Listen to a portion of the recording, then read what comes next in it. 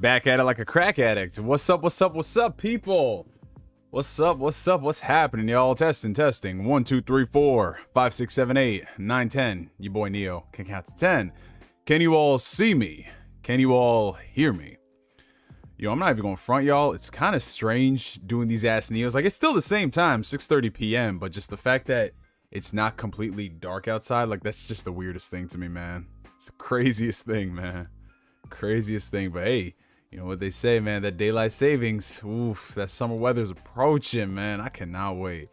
But until then, let me just go ahead and drag this stream out right quick.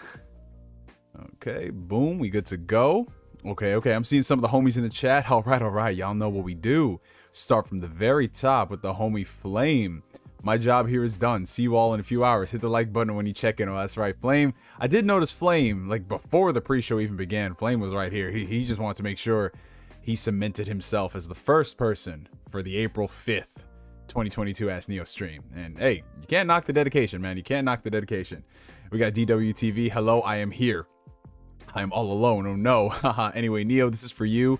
I have this friend. She's a lesbian. Nothing wrong with that, but she told me she's a lesbian, but isn't gay. How do I tell her being is gay? Oh, okay, I see what you're saying. So the fact that she's a lesbian makes her gay. You know, that's the weirdest thing, man. And listen, it's not my place because I'm not gay. I'm straight.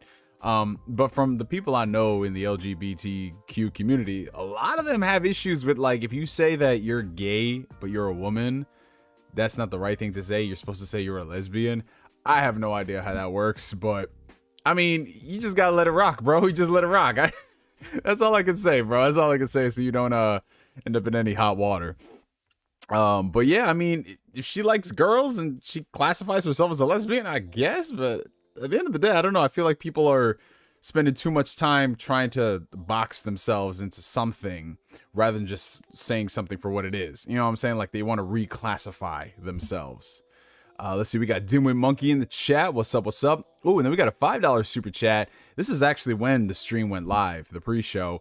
$5 coming in from the homie Don Otaku. Thank you so much, bro. It's been 1 minute and I'm already worried about the whereabouts of Neo. If everyone puts out a jar of mayonnaise, we may be able to catch him. Man, I might as well just cut the stream off for the night, because already we got this slanderous behavior. Already slanderous behavior, and we're not even 10 minutes in. But would it really be an Ask Neo stream if one of y'all didn't bring that shit up? And it had to be Don Otaku, of course. Don Otaku, whose favorite Thor movie is Thor: The Dark World. His words, not mine. But appreciate the support, my brother. Thank you.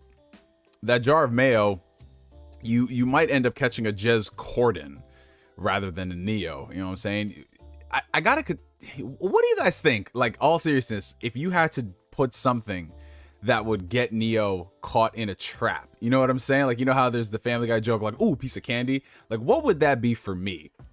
I don't know. Like, some people say sour cream and onion Pringles. Some people say sour candy. I have no idea. Let's see. Oh, we got the homie Havoc in the chat. What's going on, Havoc? Oh, man. Who else is in here? We got Amazing JD. Oh, we got Bella. What's up, Bella? Have you managed to come back to the world of the living after that concert? Oh, we got Terrence JG in the chat. What's up, my brother? We got PS Rewind. What's going on, people? Everybody pulling up tonight. It's good to see everybody. Who else we got in here? Oh, we got Narukami 2D. What's good, my guy? We got Arturo Trevino. Good evening, Mr. NeoGameSpark. Well, good evening to you too, Arturo. I tip my hat to you. If I had a hat, I would tip it to you. Actually, you know what? I have Cappy up here. Oh, shit. Hold on. I have Cappy up here. Jesus Christ. You see, this is why I don't take things down from the collection, because then everything just topples. It just topples like this proverbial house of cards. Or it could be a reflection of my life. I don't know. But what fell down and hit the mic was this Shadow Heartless plush I got with the Kingdom Hearts 2.5 special edition. That thing. So yeah, he just sits over there and just stares me as I sit asleep. Of course, you gotta have Kirby. Gotta have Kirby, man. Gotta have fucking Kirby in the house if he wants to stay. But yeah, so I have my Cappy hat right here. So I will tip you. I would tip off the Cappy hat to you, good sir Arturo.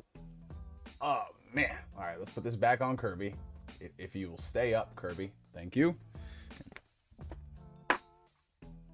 Kirby just fell again. At this point, I just don't got the energy, y'all.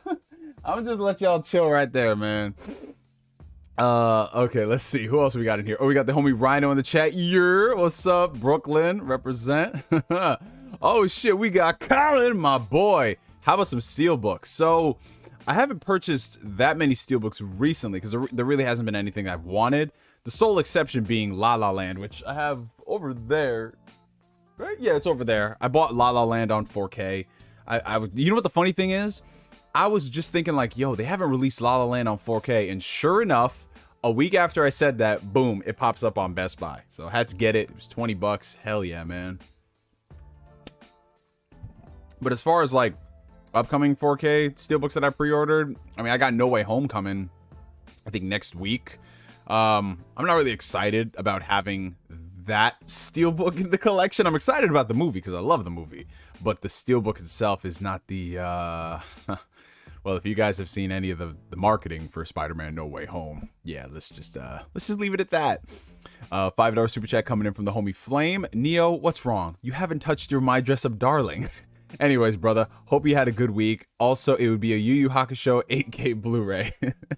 Yo, I was just talking to because my sister and I, we rewatched Yu Yu Hakusho last year, right?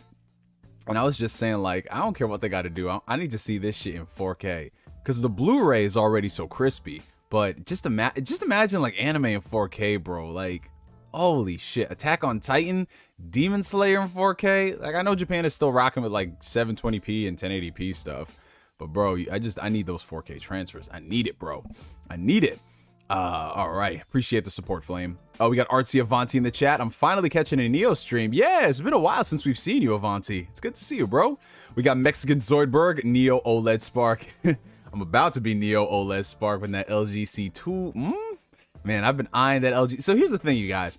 I have the money saved up to buy myself an LG C1. I've been eyeing it for the past couple months. I was this close to pulling the trigger in January, but I didn't. And now that they announced this LG C2 and the price is looking pretty good, oh, I might just have to fork over, you know, the extra 300 and just get that LG C2, man, because it's looking pretty damn good. Oh, we got the homie J World. Hit the like button. Yes, if you guys are enjoying the stream, make sure you hit that like button. Helps out the channel tremendously. 1 of 1 Steelbook of Naruto the Broken Bond. Oh, man. Dude, I miss when fucking like some anime video games gave you Steelbooks. Like that used to be the coolest thing, bro. We got Kirk View in the chat. What's up, Grandmaster Neo of the Spark? Yes, bringing it back to last week. Bringing it back, Kirk. That's my name, Grandmaster Neo of the Spark. Yo, y'all want to know something funny? So, this is like almost 10 years ago. This is crazy. But I was in a live stream hangout with a couple of people of like the OG YouTube anime community. You know, it was King of Lighting, it was Uber Hikari, it was Ramiyaku Joten, Zoro Fanboy, a lot of people there. If you guys follow like the folks who review anime and manga, you'll remember those names. And I remember I was in that stream and there was like, well, like the stream just went off the rails towards the end. And I remember there was someone who said, if she's 18 and dark, she can get the NeoGameSpark. And bro, I was like, what the fuck is wrong with y'all? Some of those savage shit, bro. If she's 18 and dark, she can get the NeoGameSpark. Oh my god. That shit was funny though.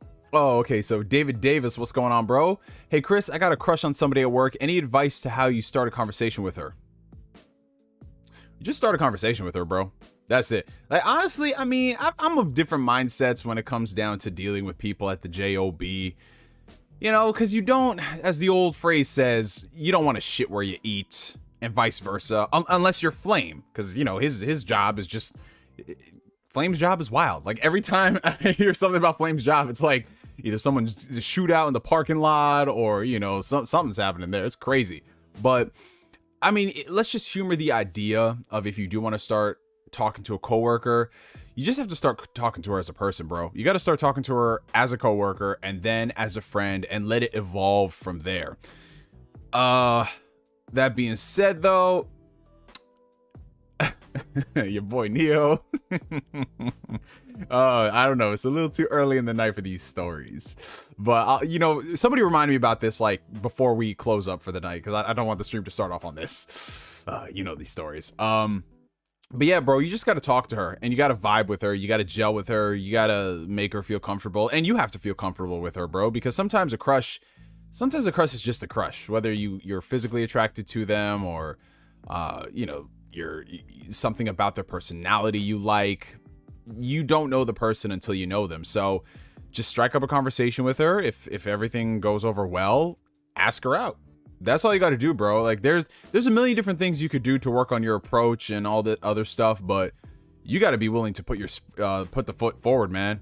Just put it out on the table. And no, that doesn't mean put the dick on the table. I know someone's gonna say, yeah, like the dick. No. You just gotta ask her out, bro. That's it. Amazing JD, check your texts. Oh, I will check my text in a bit, bro. I just want to make sure I catch up with everybody. Who else we got in here? We got Maurice Hall. What's up, Maurice? How you doing, bro? We got G on the Don. You're my guy. I saw you with that post-workout meal, bro. That shit was looking pretty good. You see, I saw his post-workout meal. He had meat, he had rice, he had beans, and I was like, oh, that's a great meal. And then, in a matter of hours, Jesworth Butterball Corden posts a photo of a Reese's peanut butter cup with baked beans inside of it.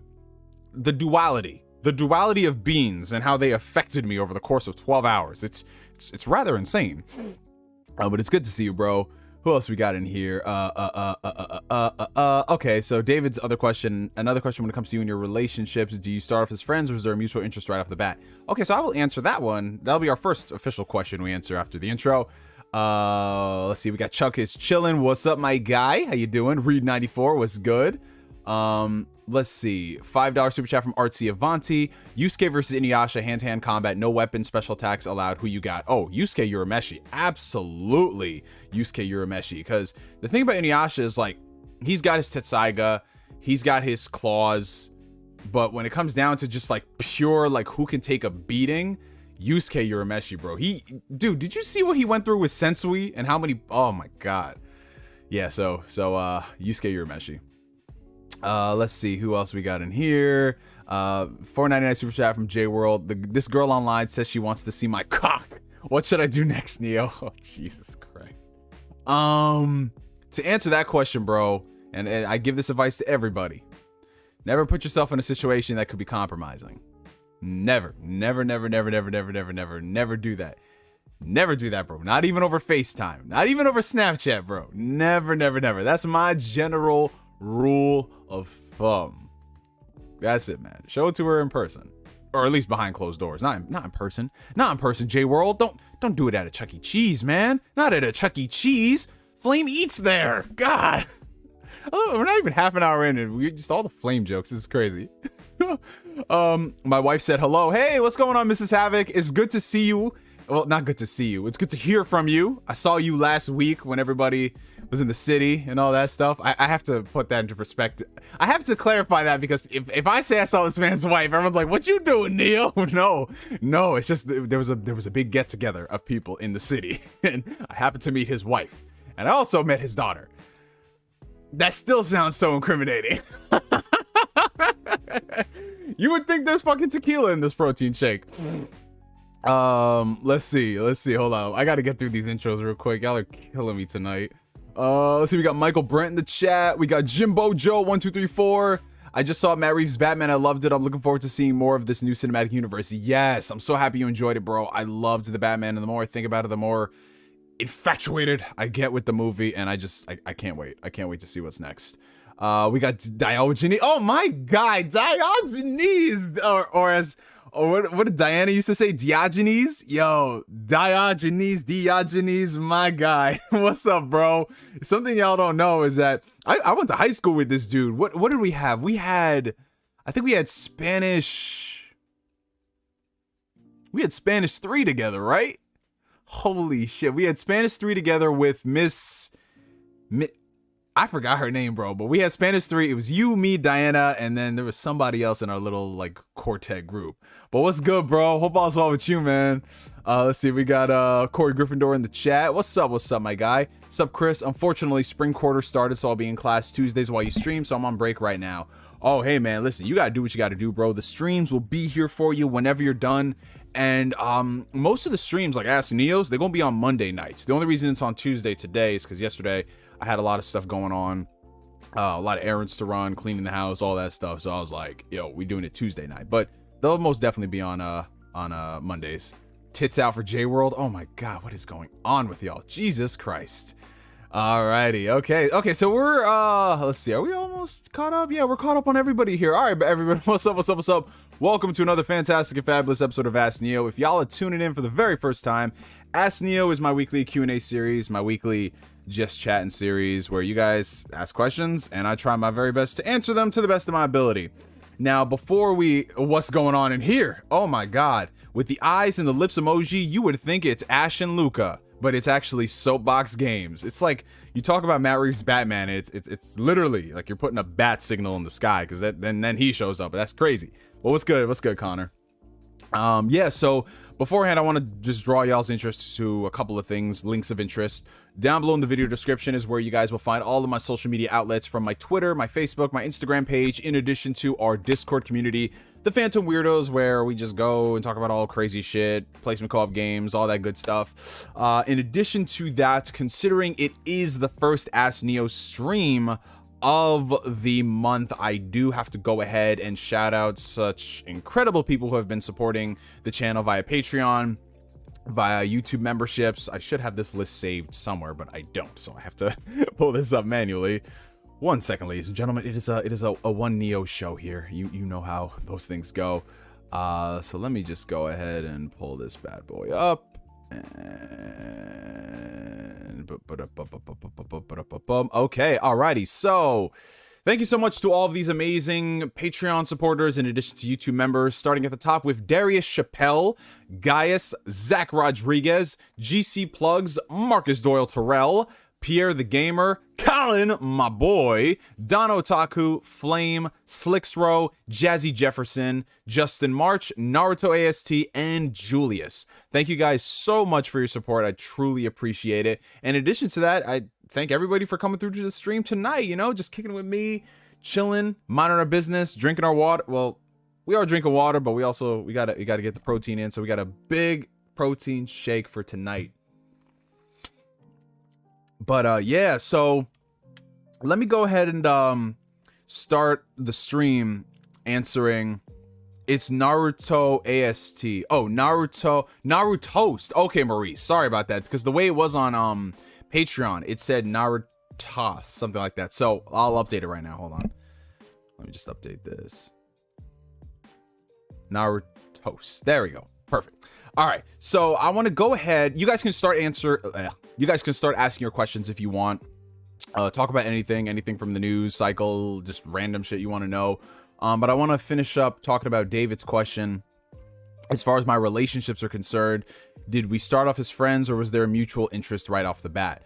Okay, so my past 2 relationships have actually it's interesting how it started. So with my last, like before this past one, how it started was literally I slid into homegirl's DMs.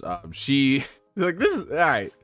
You know how I always say shoot your shot because you never know what'll fucking happen. This is what I did. So I was bored at work one night, and somebody who I went to college with way back when, I noticed he posted a photo on his page. It was like him and this girl, right?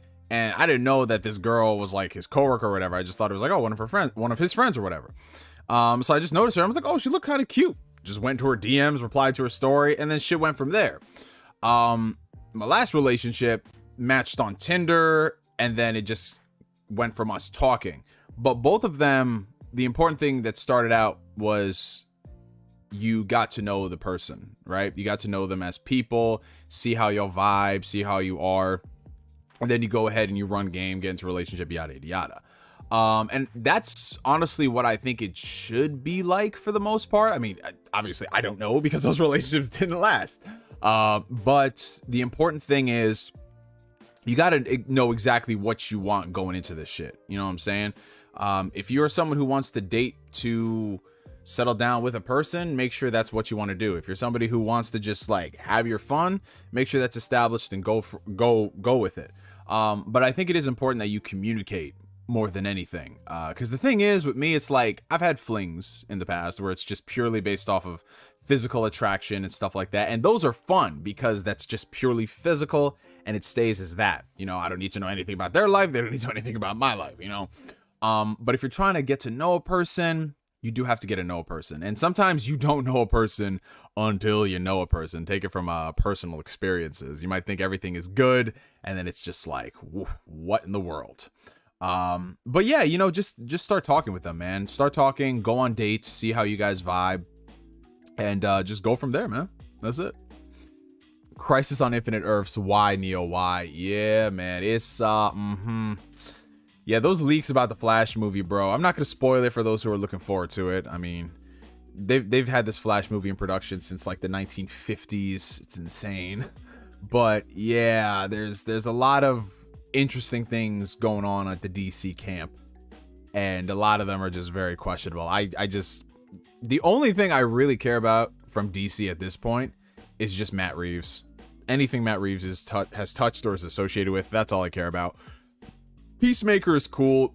I enjoy James Gunn humor, but if you had to tell me like you can only pick one thing you're looking forward to from DC, just give me Matt Reeves Batman. That's it. And I just do not want anything remotely associated with the DCEU to just like have Matt Reeves involvement in. Like, no, I don't want that. You could maybe do your Crisis on Infinite Earths event and show that world, but don't mix and mingle these characters. Do not do it. I can't deal with that shit, bro. They're doing Crisis on Infinite Earths again? Like, that's what the rumor is. Oh, man. Let's see. Fuck buddy turned love. Oh, I've never had that happen, bro. I've never had that happen before. Neo, do you believe Game Pass drops lately have been more mid than usual? The only memorable game since Forza Horizon 5 was Guardians of the Galaxy. What are your thoughts?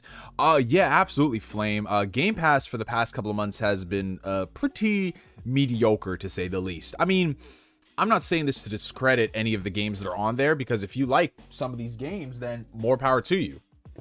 But if we're talking about the sheer value proposition of what we got in Game Pass like last year compared to now, we really haven't gotten much out of it, and that's kind of disappointing. I mean, you know, the end goal with Game Pass is once all those studios start releasing their games, you're not even going to worry about what third-party stuff is coming to Game Pass. But that is stuff that's further down the line. What about the stuff that I want to play now with Game Pass? And I just, like, the most fun I've had with Game Pass in the past, like, 2 months or so has been, like, Nobody Saves the World, which is a really, really awesome game you guys should check out. And then just, like, smaller titles here and there, you know? So we'll see what happens further down the road. I mean, like, MLB The Show, was it, like, 2022 just dropped? And if you're into baseball games, then, hey, that's cool. But if we're talking about like other stuff, I didn't see anything. Zack Rodriguez, what's going on, bro? What's up? Let's see. Yeah, definitely take your time to get to know somebody. You know, I don't want to put an arbitrary length of time on it, whether it's a few months or whatever. But definitely get to know them, because sometimes you think you get to know a person when you're getting to know a person, and then they just show you who you are and you're like, what the fuck? Take it from your boy Neo. Let's see. I'm Bella's best friend and she told me to say hi, so hi. Hey, what's going on, Purple? Purple, that's your name. Just straight up Purple with 2 blocks. Black Purple, that's your name. Black Purple. Hello, Purple, Bella's best friend. It's good to see you. Welcome to the stream. Grimdark in the chat. What's going on, Grimdark? My brother. Marv Wolfman's Crisis on Infinite Earths is good though. Oh no, so we're speaking about what they would do in the context of the DC cinematic universe, Grimdark. Comic stuff is great, but when they try to adapt it into live action, it's like, DC, what are you doing? DC, that's why DC, they run like they got a helmet on. It's crazy. Let's see. The absolute disrespect for Crusader Kings 3 and Tunic. No, I'm not saying, listen, like I said, there's games for everybody, but if we're talking about huge games that have got like 4 quadrant appeal across the board, I feel like last year did a better job like Game Pass did a better job doing that compared to now. Like there's still some good shit. Like people find stuff to play, but come on, man, you know what we signed up for. How do you feel about Midbius? Oh, are you talking about Morbius, aka Month of Morbius, aka Morbius Sweep, aka the first movie in the cinematic history to reach $4 trillion in one weekend? That Morbius? I had a friends with benefits catch feelings, had to cut her. Yeah, that's the thing. You gotta walk the fine line between what is, you know, acceptable and what isn't. Like, to a fault, some people say I'm too honest, but every single girl I'm talking to, I'd be like, if I'm in a relationship mindset, I let them know. If I'm not, I let them know. And that's worked out really well in my favor. But what happens is a lot of people, I'm not saying they need to have that mindset, but then they just overcomplicate things. And then it gets to the point where it's like, so what are we? And blah, blah, blah. I'm like, nah, this is just purely cordial fun. We will go out on dates. We will have fun. And we'll have fun after that. But that's it. That's it, man. Because I like to respect people and their feelings and their boundaries. You know what I'm saying? So if someone's not down for that, I'm not going to force them to be down for that. Oh, we have a $13.99 Canadian super chat from Colin, my boy. Hey, Chris, how you doing tonight, man? I'm doing pretty good, my guy. How you doing? Just want to say Ramadan Mubarak to you and your family. Well, thank you so much, bro. Do you think the films from Disney's golden age still hold up both on a technical and enjoyment level? Oh, okay. So, you know, this is the thing, man. When it comes down to movies and how they age, I think that like outside of the like the true pioneers of their particular, you know, whatever time frame they came out in, I think on some level a lot of films are just not going to age that great. And it's fine because you're working within the limitations and the confines of technology. And even now, looking at movies that we thought were jaw-dropping back in like the 2000s, they're looking pretty dated now. Obviously there are going to be some exceptions, you know, things like Pirates of the Caribbean. If we're talking about the 90s, looking at things like you know, the first Jurassic Park movie, which in my opinion looks better than the new ones.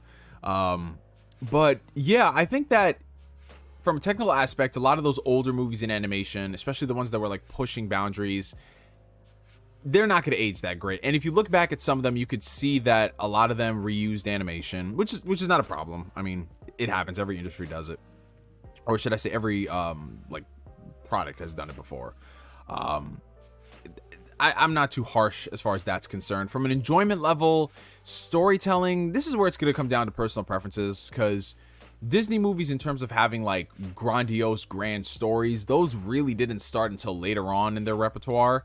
So looking at stuff from their golden age up into the Renaissance stuff, you know, you kind of got to take it for what it is. Like people back in the 40s and the 50s might not have looked at movies like Snow White for great stories or character development.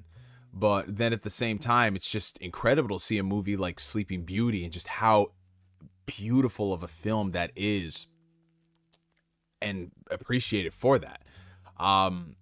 Yeah, I think everything just needs to be judged based off of like what you yourself, the viewer, are looking for. And like you'll see it, like the people who have like special places in their hearts for movies that they experienced when they came out, if you talk to people that watch them 30, 40, 50 years after the fact, they might not see what the big deal is. Like I know there's like tons of people out there who would watch movies like Star Wars. Star Wars is a perfect example. There's a lot of people now who are getting into Star Wars because you can watch everything on Disney Plus. And they'd go back and they'd watch the prequel trilogy, they'd watch the original trilogy and not really understand the appeal. Like, oh, okay, these are cool movies, but why? You know, like I'm sure you guys have heard that before. You know, Star Wars is only great if you grew up with it. And to an extent, I can't fault that. I'm not saying it's like we're all wearing nostalgia goggles with Star Wars. But if you were to watch Star Wars now, and you didn't have like some type of appreciation for film, it's gonna be kind of hard to be like, yeah, okay, I'd watch that again. It's a weird thing to explain, but I understand. Like people who've seen Star Wars understand what I'm talking about. Like if you have an appreciation for film, you'll understand why the first Star Wars movie is a landmark. You'll understand why Empire Strikes Back is one of the greatest movies and greatest sequels of all time. Like there's just certain things about them. So at the end of the day, it comes down to your own personal enjoyment and what that person views those products as and what they basically, what those products do for them, you know? So yeah, I find enjoyment in all the old Disney classics, and I don't really think too much about it if it's like, oh, you know, like Jungle Book doesn't have a crazy, you know, deep story, but I love Jungle Book because of the music.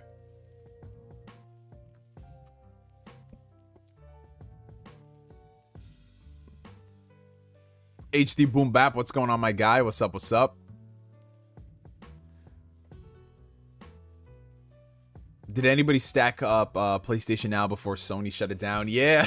You see, this is an example of why you can't tell everybody the tricks and the finesse. You can't do that because of Sony nowadays is not the Sony of back then.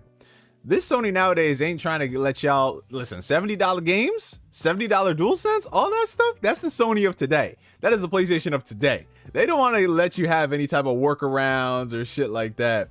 Oh no, bro. Oh no.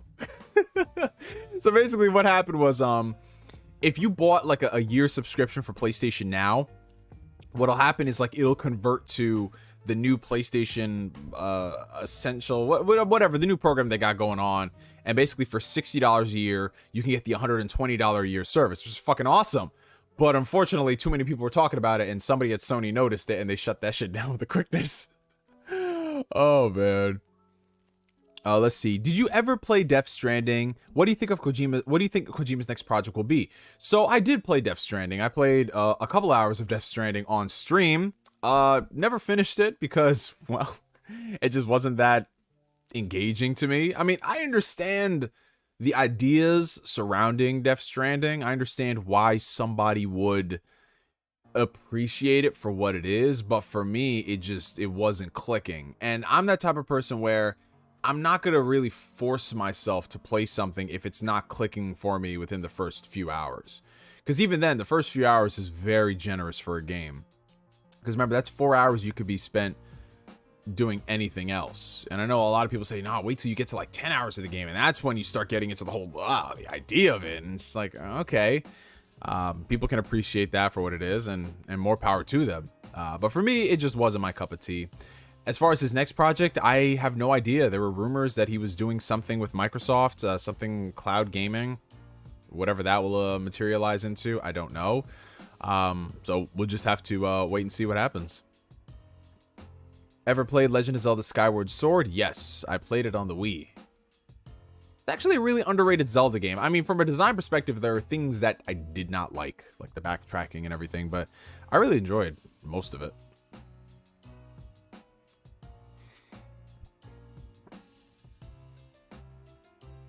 Neo, what movies are you looking forward to this year besides Doctor Strange? So, I mean, obviously outside of all the comic book stuff, I'm looking forward to, like, just off the radar right now, The Northman. I definitely want to check that out.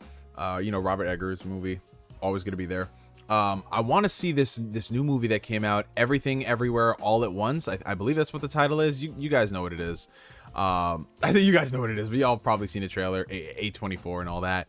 It's been getting really, really good reviews, and one of my personal friends, Joe, has seen it, and he's just raving about it. He will not shut up. So what sucks about it is that it's been playing in a limited capacity, and even though I do have an opportunity to go see it in the city, it's just like the time and the money it would cost me to go there. I'm like, am I really gonna go there just for that movie?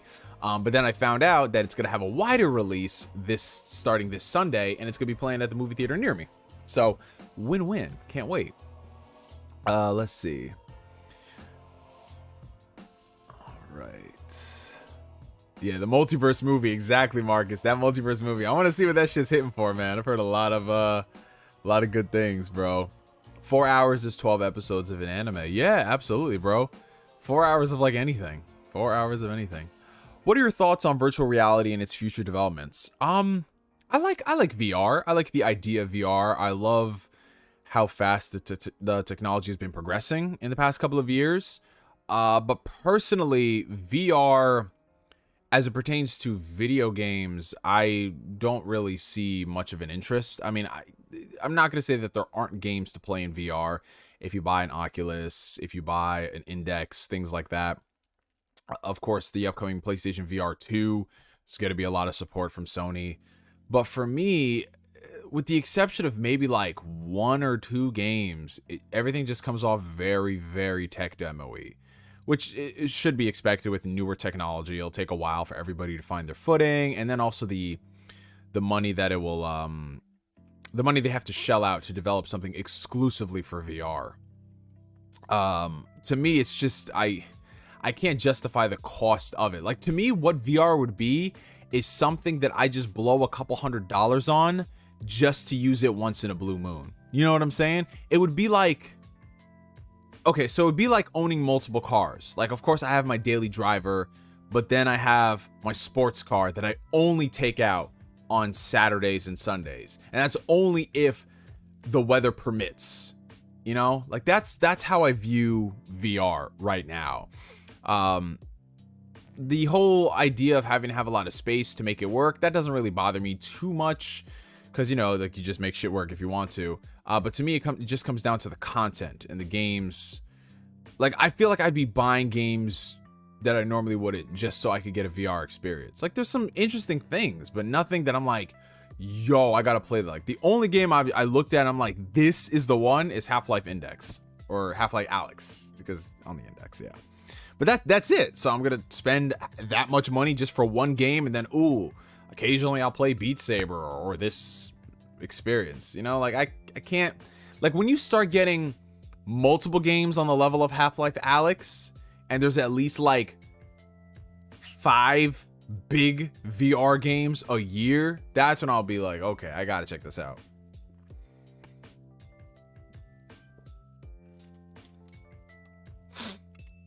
Yeah, Jimbo, that's the thing about A24. It's like all of the same thing happened with fucking Moonlight. They did a very, very limited release, and then word of mouth caught on, and it caused them to release it in more theaters, and of course it won the best picture. So hopefully it'll be the same thing for this movie, man. You said that right when I got on Beat Saber.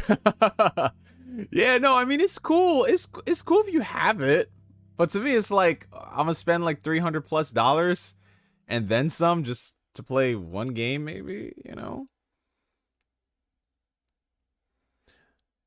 What are your guys' thoughts on the new Unreal Engine 5? Unreal Engine 5 is looking pretty dope. They have a lot of partners signed on to develop for it. You know, we've seen some tech demos. Like, I don't really get excited for new engines. I just care about the games. And we're not going to see those games for a few years. But it's cool. Like, people are excited about it, and that's great.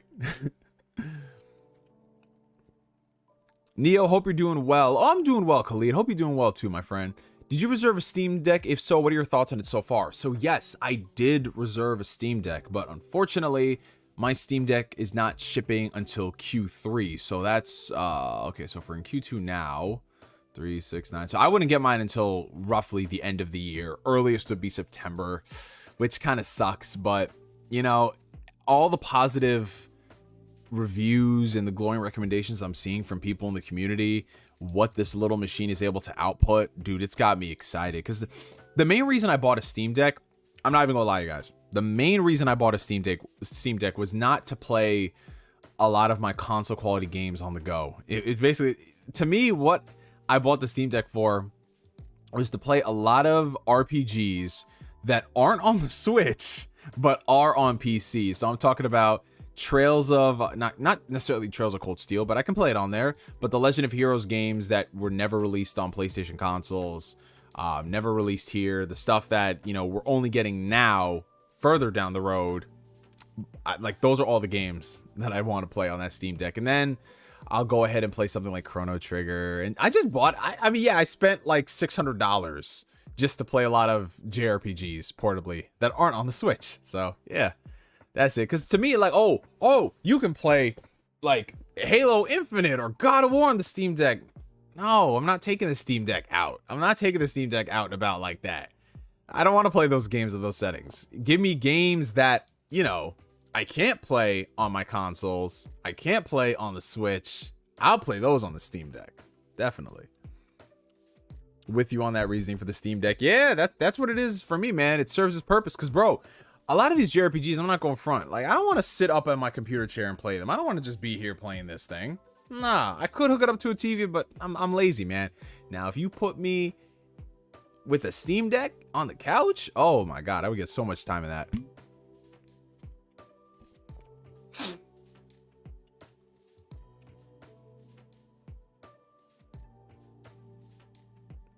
Have any good anime recommendations that aren't action or shonen? Yes, Monster. Go check out Monster. Yeah, that's right. We just hit the 8-year anniversary of Captain America Winter Soldier, y'all. I still remember seeing that movie, bro. Like, it's insane. Like, I'm at the point now where I vividly remember in great detail. Because you know how, like, you remember stuff when it happened? Like, oh, 20 years ago, I remember watching Harry Potter in theaters. But I'm at the point now where I vividly remember all the details of everything that I did from the past, like, 10 plus years. Still remember Captain America Winter Soldier, bro. I fucking love that movie. Everyone who went to go see that movie came out of it fucking surprised. Because, like, we knew, yeah, it's going to be a Captain America movie. Okay. But nobody expected it to be that good. Shit was bananas, bro. I might watch that tonight. Yeah, and emulation too on the Steam Deck. Emulation on the Steam Deck, playing old school games. Hell yeah. Do you notice how a lot of films that are nominated by the Academy are not huge commercial successes when released in theaters? Yeah, that's the thing. When it comes to a lot of those movies, I mean, most of the time they're played at festivals and they work around their little circuits. But that's in general what it is. Like, to release movies in theaters is a very, very big deal. And a lot of the most successful movies obviously are, well, now they're genre related properties. They're coming from the big studios that can afford the marketing to push out those movies and those tentpoles and everything. So yeah, like, I'm trying to think of like the last big picture or the last best picture that was like a huge critical success. But then again, you kind of have to gauge everything within the context of the movie itself. Because if a movie came out and its budget was $5 million and it won best picture and it made $20 million, like, it made its profit, you know? But yeah, I saw a video today on Twitter of someone wondering like why movies like Avengers never win best picture and things like that. When they make all this money, they're crowd pleasers, blah blah blah. And I hate this argument because it's the anti Marvel superhero movies aren't cinema thing, except from the opposite end. You know what I'm saying? So you have all these people saying like, oh, Marvel movies are real movies, blah blah blah, and then you have all these other people who are saying like these movies should win the best picture because they have the zeitgeist and they have the appeal. And it's just like, bro, stop it. Both sides are so fucking annoying. Just like, judge movies as movies, enjoy them, have fun. Just because something is a best picture doesn't necessarily mean it is a better film. Just because something makes a lot more money doesn't necessarily mean it's a better film. Just enjoy the movies for what they are. But you can't sell that. You can't sell nuance. You can't do that. You have to be one side or the other. If there's something that, you know, the political system has taught us, is that you have to be dogmatic. Dude, they need to bring Persona 4 Golden everywhere. That's what they need to do. Oh, shout out to the homie Zack Rodriguez, who's been a member of the Phantom Weirdos for the past 5 months. Thank you, my brother. Neo, what's up with PlayStation paying to keep Final Fantasy VII Remake off of PC and Xbox? I want to play the game on Xbox. Eventually, I'll get a PS5, but they're too hard to get. So, I don't know if you know this, Zach, but Final Fantasy VII Remake is on PC. The Intergrade upgrade, which came out on PS5 last June, it launched on PC a few months ago, back in December. So if you want to play it on PC, you can. Why it's not on Xbox, I have no idea. I don't know if it's something they put in there, in exclusivity clause, to say you could release it on every platform but Xbox. We'll never know. Maybe Square doesn't have an interest on releasing that game on Xbox when, you know, historically most of their games really haven't sold well on Xbox. I don't know. There's just no answers to it. Which is why I always tell people, if you want to play every single game, you've at least got to own 2 platforms. You got to own PC, primary, and you have to own some type of a console. Because as far as exclusives go, run with the idea that you're never really going to see all the PlayStation or Nintendo exclusives on PC. Nintendo, they ain't putting that shit on PC. I would love for them to do that, but they ain't doing that. PlayStation, you'll eventually see it, but that'll be like 2-3 years down the road. Maybe longer, maybe shorter, depending on what the game is. But yeah, if you have an interest in playing Japanese games that you can't get on the Switch, you got to own a PlayStation or a PC. That's just what it is. Like Xbox is starting to get some of those games. Like they got the last Dragon Quest game, which is dope. You know, the first Danganronpa game came to Game Pass, which is cool, but not at the rate that a lot of people want. So yeah, I always tell people, if you're a Square Enix fan, just buy a PlayStation if you're a console gamer. That's it.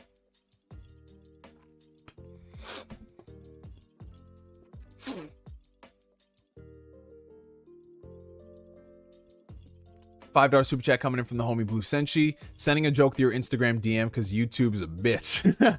Happy to see you playing my first Souls games, Elden Ring. Rest in peace to Shinjiro. Batman is mid. Yo, this man said way too much in this one sentence. Jesus Christ, Blue Senshi. We ain't gonna tolerate you hating on that Batman, man. We ain't gonna tolerate you hating on that Batman, my friend. You can't do that. You can't tolerate you, man. Oh God, so here Blue Senshi sent this on Instagram. I already knew where this was going before I even opened it. He said, "What's the significance of Kenya? Kenya fit these nuts in your mouth?" I knew where that was going. I knew where that was going. I knew it. I fucking knew it. Neo, have you seen Casher and Sins? Yeah, I saw it a long time ago, like when it was on Toonami. So that was like, what, almost 10 years ago? Or actually 10 years ago. Holy shit. It's officially been 10 years since Toonami came back. That's crazy. Morbius is going to sweep at the Oscars. Oh, man. The memes for Morbius next year are going to be so funny. So fucking funny, bro. I cannot wait.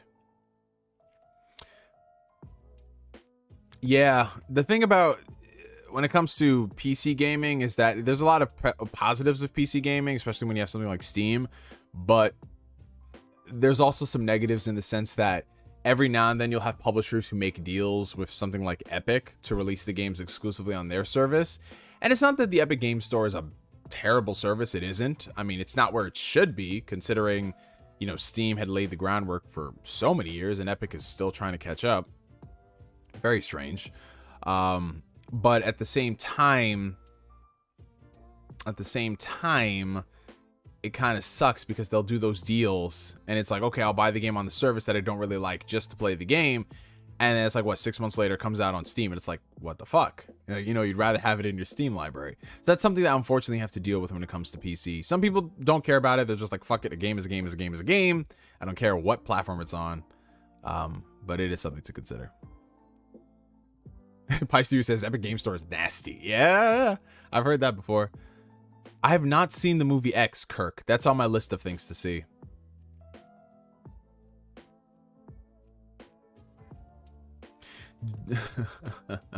Yes, Lego Star Wars. Lego Star Wars did come out. And no, I'm not currently playing it. I do want to get it later down the road. You know what the thing is? I wanted to get it if it had online co-op, because dude, me and my brother growing up, we played the Lego Star Wars games, and that's just one thing I wanted to relive. Like, yo, like going through this what is arguably the magnum opus of Lego games, and then it doesn't have online co-op. Like, what? Yeah, it's got couch co-op, but man, like, who the fuck? I can't play couch co-op with anybody. I don't have anybody around here to play couch co-op with. So it's kind of disappointing. I mean, if I wanted to play it as a fan of Star Wars, maybe, but I don't know. Like, I'm not into Lego games that much to go run through a whole campaign by myself. Like, I tried it with Lego Marvel Superheroes, because I got that when it was $5 on Steam, and I was playing through it. I was like, okay, this is fun. Okay, I'm done after an hour.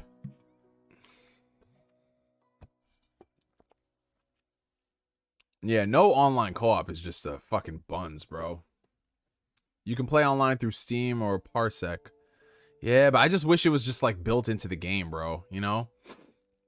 Hey, what's going on, Adrian? My man D-Punked in the chat. What's up, my guy? What's up? I'm tired and I gotta deal with some seniors who I gotta fail and not let walk. How's your day? Oh, man. Dude, that's fucking depressing. Now, is it... I don't know, bro. Are they failing because they've chosen to fail? Like, they're not putting in the effort. They're just saying, fuck this shit. Or how's that work, bro? Because for me, it's like, if someone's genuinely trying to, you know, pass and do all these things, it sucks that you have to fail them if it's not enough. But if it's people that don't give a fuck and they can't walk, I can't say because I'm not a teacher, but I'd be like, I don't know about that, man. You're gonna learn today.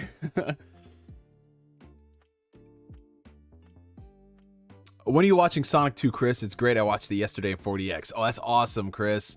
I'm seeing it tomorrow. Ooh, let me see. I think I'm seeing it tomorrow night. Let me check my tickets real quick.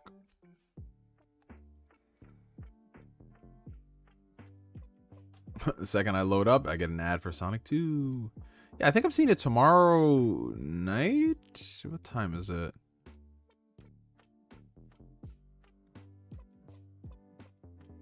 Okay, it's weird.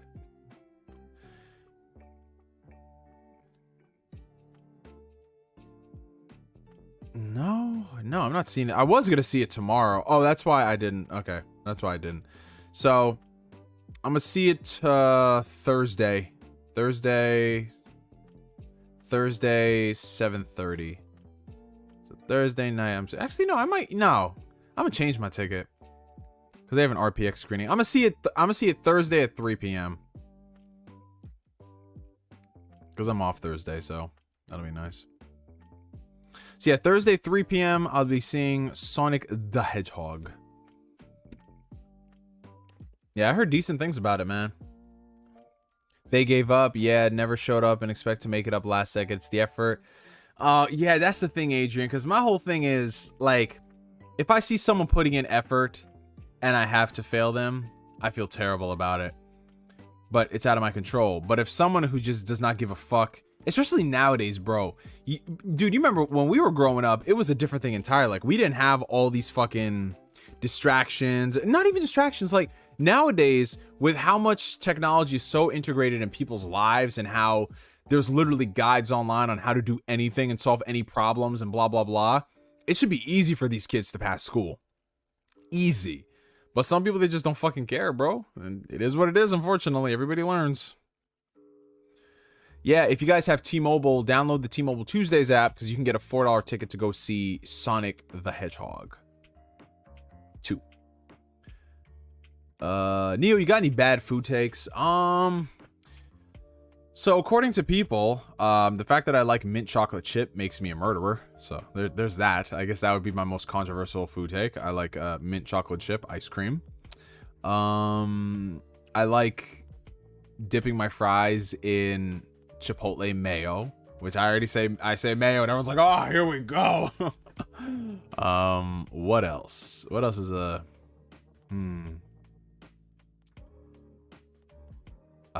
what else would be a terrible food take of mine? Oh, okay. If you eat well done steaks, there's something wrong with you. But I feel like it's just a general, everybody knows that. You see, Jimbo, that's my guy right there. Oh, damn, Adrian, that's crazy, bro. For me, the closest theater is a 4-hour drive. I'll wait digital for Sonic 2, unfortunately. I've already had a movie trip a couple weeks ago. The Batman, Worth That Masterpiece. Oh, that's awesome, Winterfort Studios. Wait, the closest theater is 4 hours from you? Where do you live, bro? Do you live in the country, the wilderness? Like, what's going on, bro? 4-hour drive, man. That's a day's journey. That's 8 hours. That's fucking 8 hours. Hey, NKDM, what's going on, bro? What's up? Just heads up, first day of drawing and we on coffee and ice cream break. Hey, a coffee and an ice cream break? That's what's up, my guy. That's what's up. Have you played Ghostwire Tokyo yet? I'm looking forward to playing it after enjoying The Evil Within 2. No, I have not. Just with the way I am playing games, I'll probably just wait for it to hit Game Pass next year. Just because I want to get it, but with the games that I'm playing right now, and then what's coming out, I don't think I'll get to it anytime soon. Mint ice cream without chocolate chips is fire. You see, I like both. I like mint ice cream and I like mint chocolate chip. I know everyone growing up said, oh, it tastes like toothpaste. If I wanted toothpaste ice cream, I just eat toothpaste. I said, no, it's not, man. It's not. Mint chocolate chip ice cream is the best. $5 super chat from Don Otaku. Yo, I had Zaxby's for the first time yesterday, and I've never been so disrespected by food. I paid more than $10 for it a minute. It's terrible. Really? Dude, you must have had a terrible experience, because I fucking love Zaxby's. Zaxby's is great. Oh my god, yeah, you definitely had a bet. What did you get from Zaxby's, bro?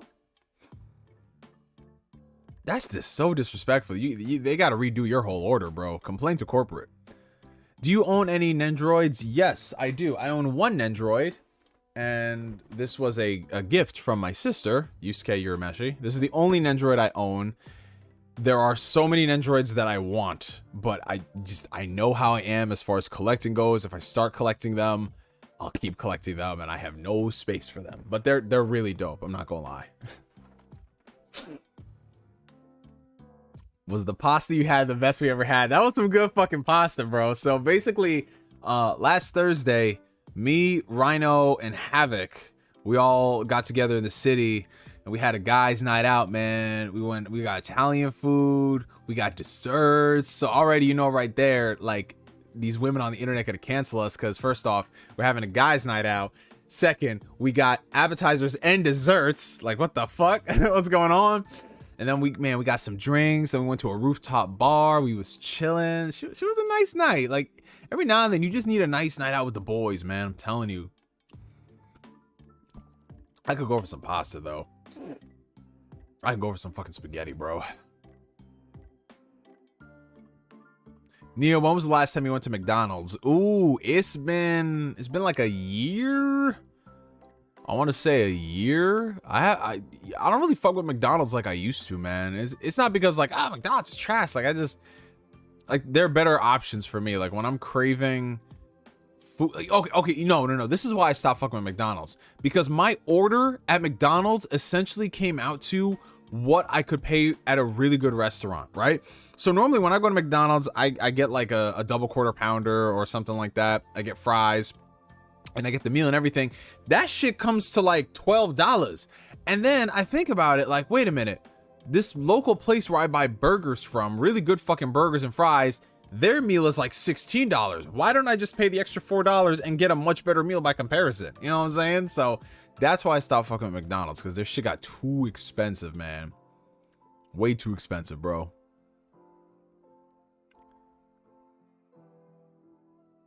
Yo, I remember my first time I had Zaxby's was when I was in Florida. So it's like 5 years ago.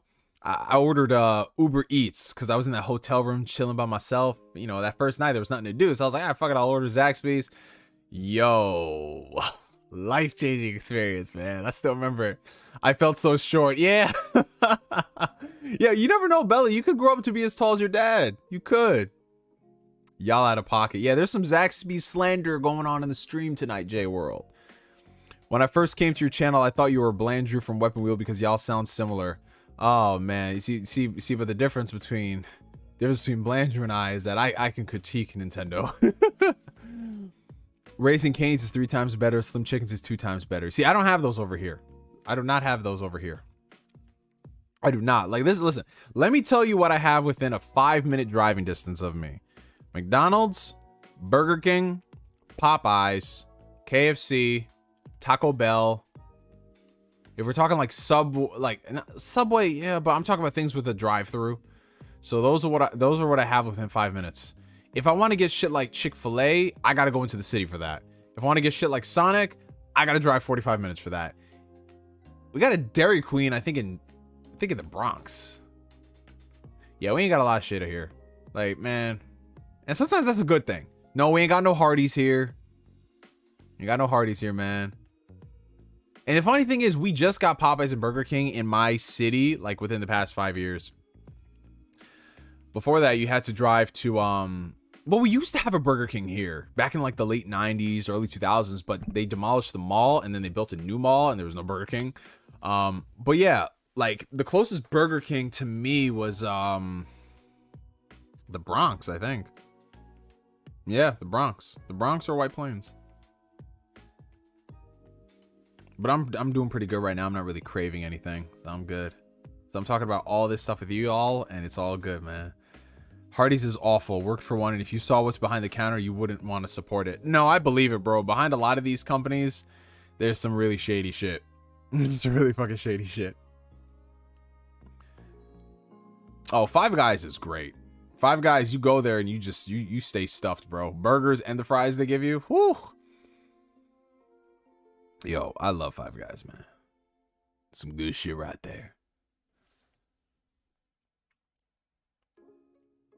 Our McDonald's is baby food compared to the USA. Yeah, over here in the USA, we overcompensate for things. So I think your guys' is like large fries is probably a medium over here. It's crazy, man. Like, listen, there's a reason why we are one of the fattest countries out there. Like, let's just be real about America. But at the same time, I wouldn't change it for anything, man. Because I just fucking work out, man. I work out so I can eat all this garbage. Now, honestly, like, if I'm fucked up, I will definitely mess with some McDonald's. I will order some. The best thing they did was the all-day breakfast menu. That was clutch because I love me some McDonald's hash browns. And the fact that I can go and get them at 6 a.m. or 6 p.m. is a blessing. Because, yo, you could just give me like 10 hash browns. I will be satisfied. Boom.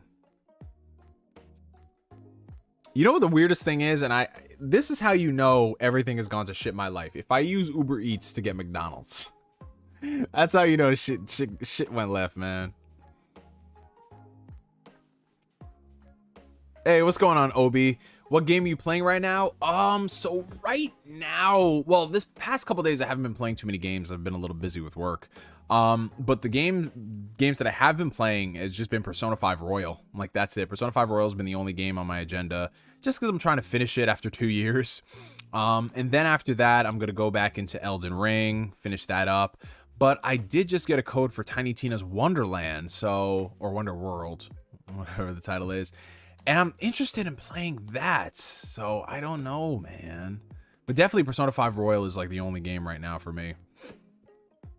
But once I get through that, I could just breeze through things like Tunic and, you know, everything else. After that, the longest game is probably going to be Elden Ring. Oh, damn, Flame. I knew it. McDonald's 20 pieces where it's at. Yo, let me tell y'all a story about 20-piece McNuggets. Actually, I'm gonna let Rhino and Havoc tell that story. How far are you in Final Fantasy 14? The last time I played it was over the summer, and I think I was like halfway through Stormblood. So yeah, I was definitely behind. My goal was to catch up before the final, well, not the final expansion, but the final expansion of that saga. But I stopped playing it. I just never got back to it. You know what it was? Because I started playing some games for reviews. Like, I remember I got a code for Lost Judgment and I was going through that. I think that's what kind of stopped me. Yes, if I ever go to the UK, I want to get Nando's. I've heard so many good things. I have like the Nando's peri peri sauce in my fridge because they started selling that at the grocery store a few years ago. Wait, they stopped all day breakfast? When did they stop it, Jason? Oh, don't tell me that. Well, that's another reason for me not to go to McDonald's. If they stopped all day hash browns, I declare war. Hey, Maddie, what's going on, bro? Good to see you, my Australian brother. Hope the kitty cat's doing well, man. Yeah, those hash browns smack. I'm telling you. Telling y'all. Chris, what do you want in a new Avatar The Last Airbender series? What do you want? A new Avatar The Last Airbender series or a new game? Honestly, I'd rather a game. Like, I don't really want them to touch the story, because the thing about Avatar The Last Airbender is that it's just such a perfect story. And then they did Korra, which wasn't the worst thing in the world, but I don't think it was that much better outside a few elements, like the villains. But yeah, like the people who are in charge of Avatar right now, I just don't even know if they know what they want to do. So like, they keep talking about, yeah, we're gonna make this Avatar universe and blah blah blah, and I'm like, slow your roll. Calm down. Focus on one thing at a time. But I would love to play a video game with Avatar. You don't even have to make it about Aang and his friends. You could just have people in the Avatar world who have bending powers and you control them and you go on your adventures. You see, some company would take that idea and make a shitty live service game out of it. It could be a good live service game, but they would find some way to fuck it up. Hey, Wee Man on Wheels. My guy, good to see you, bro. Suicide Kings, Final Fantasy 14, yay, playing as we chat. Oh, that's what's up. That's what's up. Yeah, man. My whole history of Final Fantasy 14, it's been, all right, so here's the thing. I got it like a year after it came out on PS4 because my homeboy Tundex was talking like good shit about it. Oh, shout out to Black Fandom Thief for subscribing to the channel. He was talking a lot of good shit about it. I was like, okay, cool, I'll play this. Played through all of A Realm Reborn, and I took my time with the patch content. and then I went into Heaven's Word, and then I stopped playing it for a few years because I started working at 2 jobs. And for me, I was like, okay, if I'm gonna be working 2 jobs, I have a limited amount of time to play games. And if I have a limited amount of time to play games, do I want to play it on an ongoing game, or do I want to play it on stuff like, you know, Persona 5 or whatever that has a definitive end? So I stopped playing it. And then during quarantine last year, I was like, oh, you know what? I want to get back to Final Fantasy 14. You know, they gave me a free month, and I subscribed for a month, and I just kept playing and having fun. And I went through and finished up Heaven's Word. I started Stormblood, got halfway through, and then I stopped playing because I was playing something else. But yeah, man. Oh, Pierre's here too. What's up, bro? $5 super chat coming in from the Black Phantom Thief. I want a season 4 of Avatar that we didn't get because of the movie. Yeah, you know, there is that Avatar comic. What is it? I believe The Promise. That talks about, like, they did some other stories with the characters, and I think that's the one that talked about Zuko's mom. So they could do something else, but I don't know. I don't feel like, I just don't trust the creative team right now. Like, they have to just come out here and not say what they're doing and just drop the show, and then we judge it from there. But yeah, Final Fantasy 14 is or was it The Promise or The Search? I think it was The Promise. That's what it was. I'm scared to start 14. I might get addicted. Oh, well, here's the thing, Zoidberg. Here's the thing, bro. I could see you getting addicted to the game, but at the same time, I could see you dropping the game because the early aughts of Final Fantasy 14 are very, very well, it's an MMO. So you're doing a lot of bullshit ass quests, a lot of them. And that's just the genre. It's a lot of go here, do that, kill this, blah, blah, blah. You know, salute this fuck nigga over there. Like, that's what some of the quests are. But the story is so good. The writing is impeccable. The raids, the dungeons, the camaraderie, the grinding for gear and equipment and the classes is fantastic. Like, dude, there'd be times where I'd be getting on 14 to do my dailies. It's not that I didn't want to play it, but I was like, I'm not excited to play it, but I'm here doing my dailies, my dungeons to level up. And it was just so much fun. Like, oh shit, it's funny. You know, you get a good party, and it's cool. Rescue Squad, what's up, bro? But yeah, I've heard a lot of people say that like Stormblood wasn't one of the better expansions because there's just a lot of swimming and shit like that. I didn't really mind it per se because I'm just like, I'm trying to rush through it to get to the other stuff. But it's fun, man. If you want like the best MMO out right now, it's Final Fantasy 14. Beat Persona 5 Royal for the second time. The fact that The Last Palace feels like a Persona 5 movie is amazing. Oh, that's awesome. See, I'm working on my first time finishing it, wee man. And I'm excited to get to the new content. I really am, bro. Yeah, Final Fantasy 14 is a subscription service. So it's like, I think $12 a month for one character, and I think 15 for multiple. Yeah, that's the thing that because 14's been going on for such a long time, they've actually went back and they've made adjustments to the early game content, so they streamlined it a lot to make it easier and more palatable for newcomers, which is cool. Are you planning on getting Gunvolt 3 in July? I'll probably get it to support it. I still have to go through the last one. I didn't finish the last one yet. The new content for Royal is just the best. Oh, I'm excited, Jason. I can't wait. Chris, what do you want in Persona 6? In Persona 6, what do I want? I want a different setting. I want a different cast of characters who are not in high school. Now, I have no problems with them trying to tell stories in Japan. That's perfectly fine. But I want something that, you know, we haven't done before. Because we've been in this high school setting for so many games now. And I feel like we honestly peaked with the type of stories you can tell with Persona 5. I think that's just the extent that you can do with high schoolers who have a limited amount of freedom to do stuff. But if you set it in college, or if you set it in like early adulthood where people are navigating their careers, I think you can do a lot with that. And you can talk a lot about, you know, like commentary on certain things, like what it means to be somebody who's in their 20s, who's been, you know, go for their entire lifespan. And then they slow down and it's like, wait, what did I really do? Was I really living a life? You know, you could tell a lot of different stories, but I don't want it to be about high school kids again, bro. Like, come on, dude. Come on now. Like, you can meet so many different people who are not in high school, man. You could have somebody who works at like an office building. You could have somebody who's like a fucking entrepreneur on your team. You could have somebody who's a fucking a personal trainer. You can have somebody who's just a fucking hikikimori. I don't care, man. Yeah, eventually I will get to Endwalker Suicide Kings.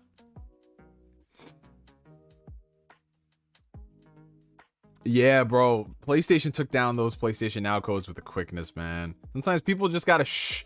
They gotta be quiet, bro. They're letting people know about the tech. I'm excited to see your reactions to the Royal stuff. Oh, I can't wait, Jason. I'll make sure to text you all the stuff, because right now I'm just on autopilot for all the old stuff. Persona 5 Royal was the first game I platinum. Oh, that's awesome, Zoidberg. I heard it is a pretty easy platinum by comparison to the first one. I'm not really a trophy or achievement hunter. Like, if there's something that's attainable, I'll go for it. But I don't really care much for platinums. There was a period in my life where I was like, yeah, I'm gonna get some platinum trophies. And I remember I unlocked 3. And I was like, that SpongeBob meme where he's just like, that was a lot. But there's some people I know who will not move on to another game until they have unlocked every single trophy. It's crazy, bro. Asbelon has arrived, everybody. What's up, my guy? It's good to see you. Y'all better hit that like button. Yes, if you guys are enjoying the stream, make sure you hit that like button. Helps out the channel tremendously. Only games I can platinum are Telltale games. Yo, yeah, because them easy plats. It's like, oh yeah, I got a platinum trophy. What is it? Oh, it's a Telltale game. Yeah, platinums are time consuming, bro. Like, sometimes I just want to play the game once and then that's it. But for a lot of people, it gives them some sense of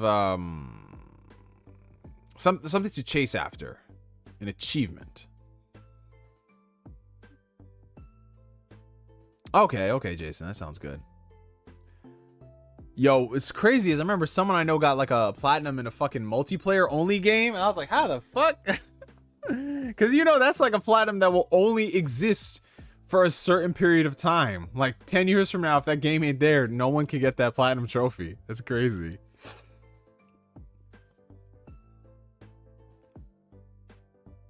Yeah, that's the thing about Persona 5 Royal. The fact that the new content is set so far later in the game, it's kind of a hard thing to ask somebody to replay. Because it's like, if you want to replay Persona 5 and you played it once, then yeah, get Royal. But if you're somebody who just wanted the new content, I feel as if they could find a way to make it so, hey, if you've already played Persona 5, import your save data, and then you could start from this point.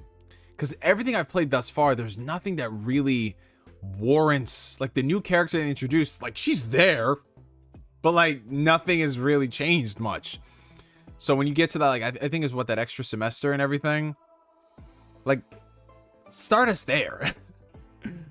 But they want you to appreciate all the like quality of life changes and, you know, some of the improvements and, you know, other things as well, I guess, and to sell you a new game. That's how it is. Let's be real. Thoughts on the Unreal Engine 5 showcase? It was pretty cool. I mean, I'm not gonna lie, I didn't really watch it. I just saw some of the tech demos, and those were cool. And it's nice to hear that a new Tomb Raider game is coming out and Coalition's working on their next project with it. But to me, it's like I get excited about games and not necessarily engines. I'll be excited when I start seeing those games come out, because it looks incredible, but I just want to see how that translates to a game world. That's when I'll get hype.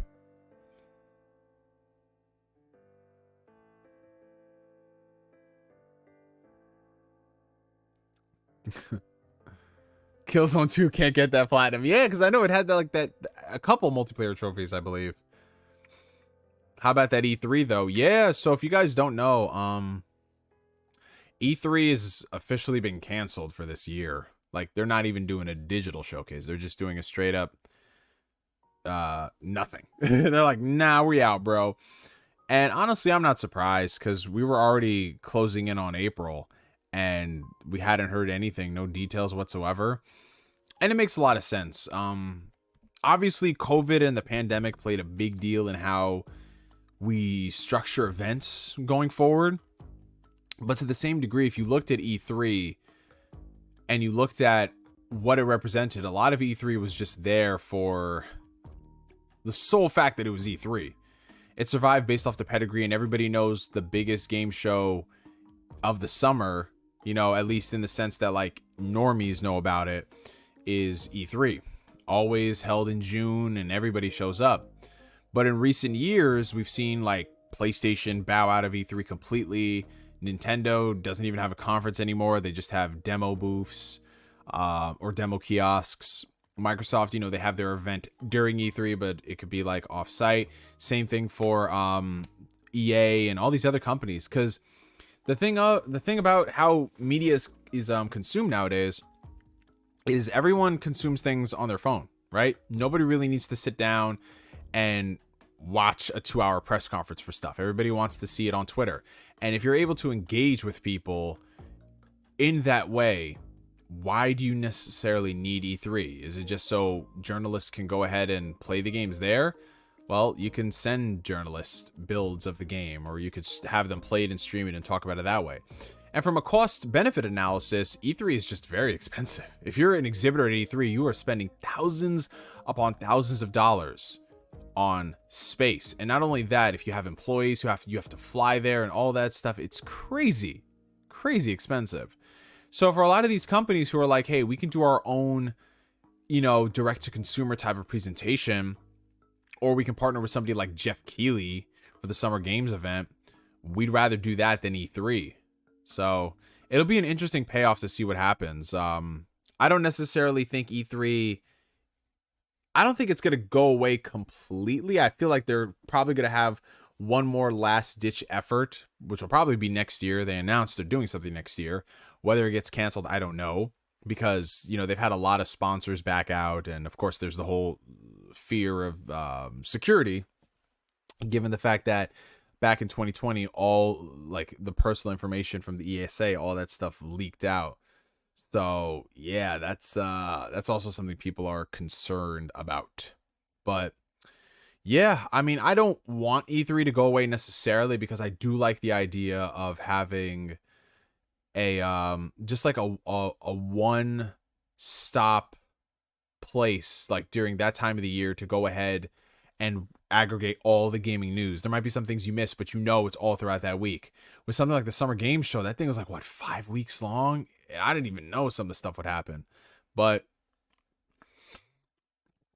yeah, we'll see what happens. Let's see. So we got a $10 super chat coming in from the homie Don Otaku. So I completely slept on Ranking of Kings for the last 2 seasons of anime and finally binged it. Holy shit. Is this not the most underrated anime in a long time? It's up there with Jujutsu Kaisen and Demon Slayer. Okay. That's a good recommendation right there. I don't know if any of you guys have seen Ranking of Kings, but the homie Don Otaku says very good things about it. There's just so many fucking shows I need to watch. It's crazy. What are your thoughts on Forspoken? I've seen a lot of people trashing it, but it looks good to me. So I'm still on board with Forspoken. I think that the game itself looks really cool. I just think that the performance is very spotty. Like every single time I look at this game, even if there's a segment that I like, it's just looking rough, bro. And you should not have that type of uncertainty when the game is about to come out. So I'm glad it got a delay. Hopefully it fixes all those performance issues, but I need to see more of the game. I need to see more story beats that aren't just like montage story beats. I need to just get like a good understanding of things. I need to see the outer workings of the combat system, because everything they've shown me has just been like cool shots, and I'm really worried it might end up like a Final Fantasy 15 where it's just all style and no substance, because 15 looks cool, but when you play 15, that combat system, Jesus Christ, man.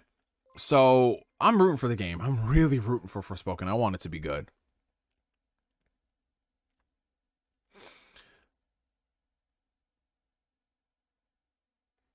$5 super chat from the Black Phantom Thief. When is Invincible Season 2 coming? Man, your guess is as good as mine, bro. Like, the fact that they didn't announce that shit was in production when the first season was airing is just beyond me, bro.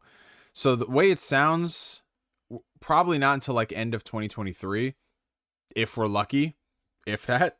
maybe a little further on. I don't know.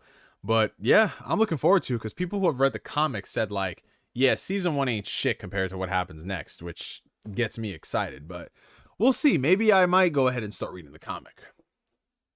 But man, speaking of like things, y'all already know where I'm going with this shit.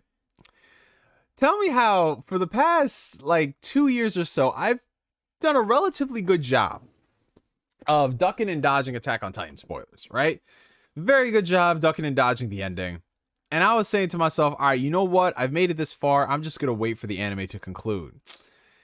You got this bitch-ass Mappa come out of nowhere. And instead of just making a longer season, right? You know, just longer than 12 episodes. They're like, no. We're going to do a third part to the final season. So instead of having season 4, 5, and then the final season, these dudes are stretching it out 3 years. The final season, part 1, part 2, part 3. How the fuck is it a final season when it's 3 seasons long? Now, obviously, you know, if you read the manga, obviously, you know, like this past week's episode, there was no way they're going to wrap shit up like that.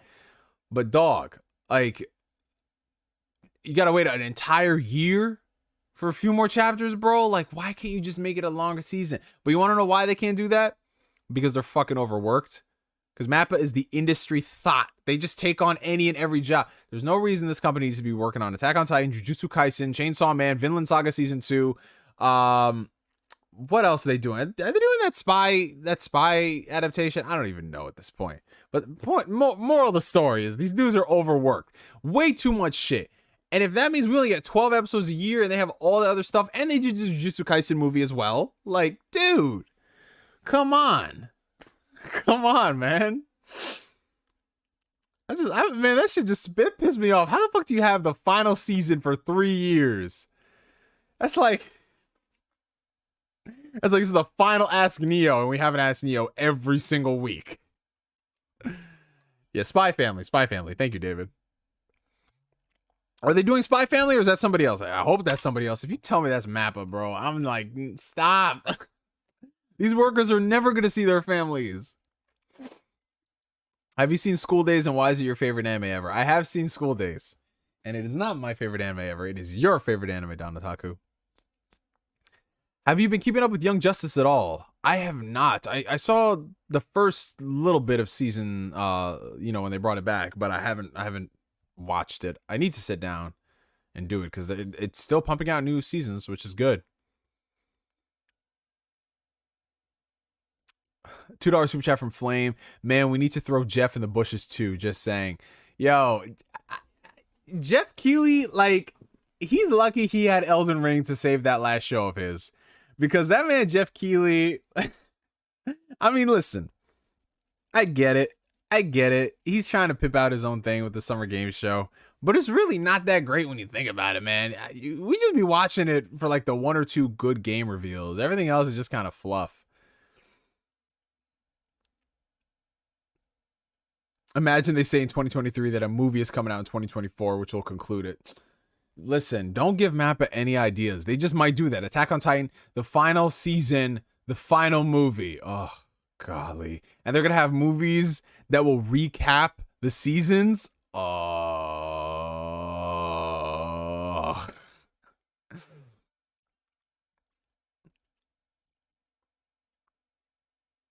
Oh, no, I'm not watching the World Cup, Chris. And then he was doing the same thing as Attack on Titan when they were completing that show. Yo, Abman, that's true. That's fucking true, bro. Like, there was so many times where I thought Ed and Eddie was gonna end, and then it did it. You know who else kind of did that? Digimon.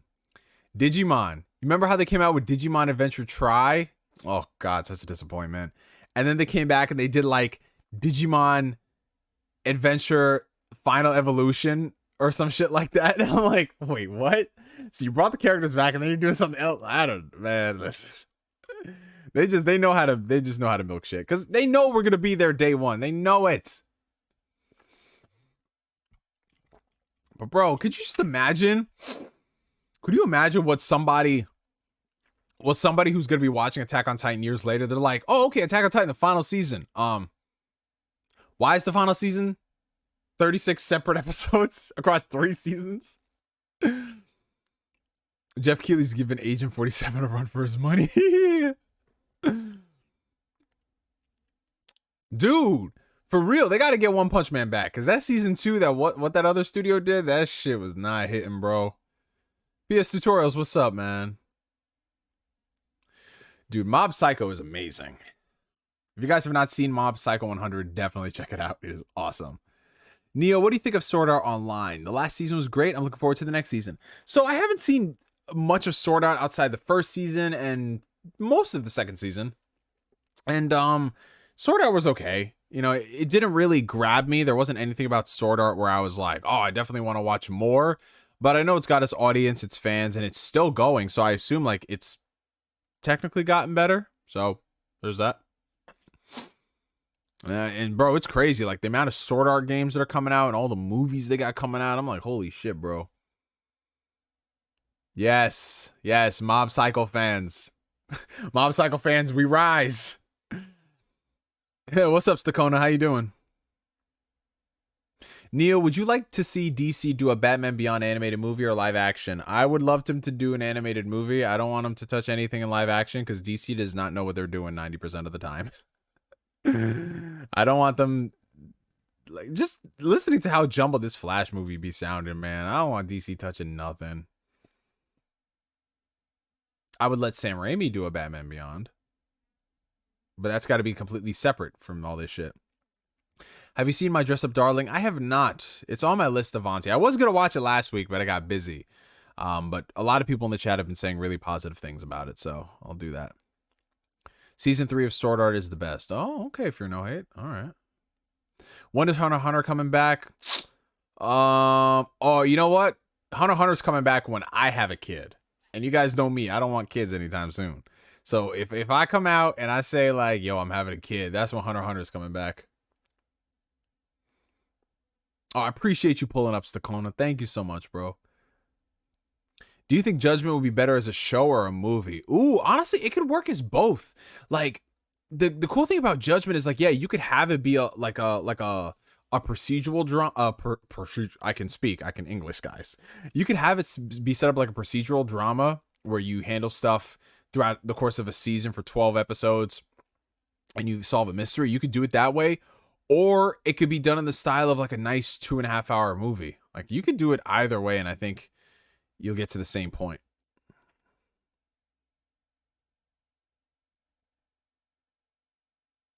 Fate is incredible. If you guys have not checked out the Fate series, I know everyone here has seen like Fate Stay Night, Fate, you guys know Fate Zero and all that. But if you haven't seen the Fate stuff, it's awesome. Speaking of The Flash, do you think they'll finally fire Ezra Miller? Honestly, Fear No Hate, I don't know, because okay, personally, I want them to get rid of the Flash. Like the shit that he's been doing out and about, threatening people, threatening to kill them and all this crazy shit. Ezra Miller, he's got problems. Okay? And the fact that WB has not said shit about it is fucking insane. It's insane. Now, part of that might have to do with the fact that he is in 2 of their bigger tentpole franchises, Fantastic Beasts and, of course, The Flash. And they have this new Flash movie coming out next year. So how would it look for them to go ahead and say, hey, this guy in this movie that a lot of people are somewhat looking forward to, yeah, we're firing him. So I could see them doing one of 2 things. Either A, they're going to let this blow over and just sweep it under the rug like nothing happened.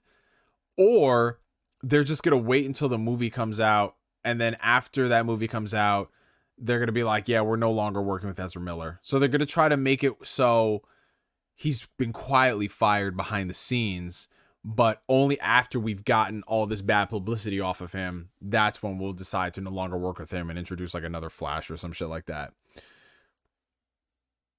But it's just fucking crazy how Ezra Miller can do all this shit. They like, bro, he's had the cops called on him 10 times. And I don't know, man. It's fucking insane. He's the DCEU version of Florida Man. Absolutely. He's part of the LGBT community, so it's really tough to get rid of him without backlash. I look at it like this. If you're part of that community and you're threatening to kill people, that's not somebody I want to associate with my community. Like that, like people just got to look at themselves and stop looking at the optics for a second. That's fucking terrifying. Especially in a community that has received so much discrimination from people who act similar to Ezra Miller. Like, if anything, that should be like, they should be the first people to say, no, get this dude the fuck up out of here.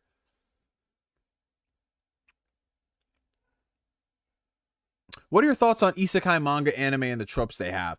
I mean, I'm not gonna lie, like modern isekai, I'm not really too intrigued by, because a lot of it is just, a lot of modern isekai, at least the ones that I've seen, they're just like self-insert power trips.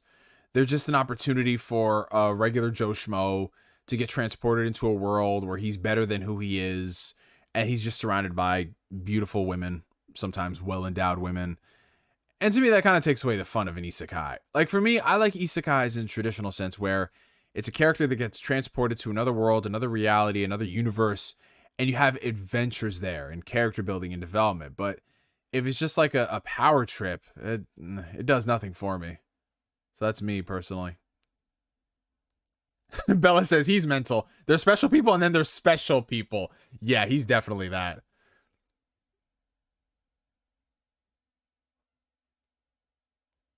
Yeah, like, and that's the thing. Like, shit, with all the hatred a lot of people in the LGBT community get on the daily basis, I mean, I would not want to protect somebody like Ezra Miller just because, like, you know how like black people especially love to use the phrase "not all skin folk are kinfolk" because it's true.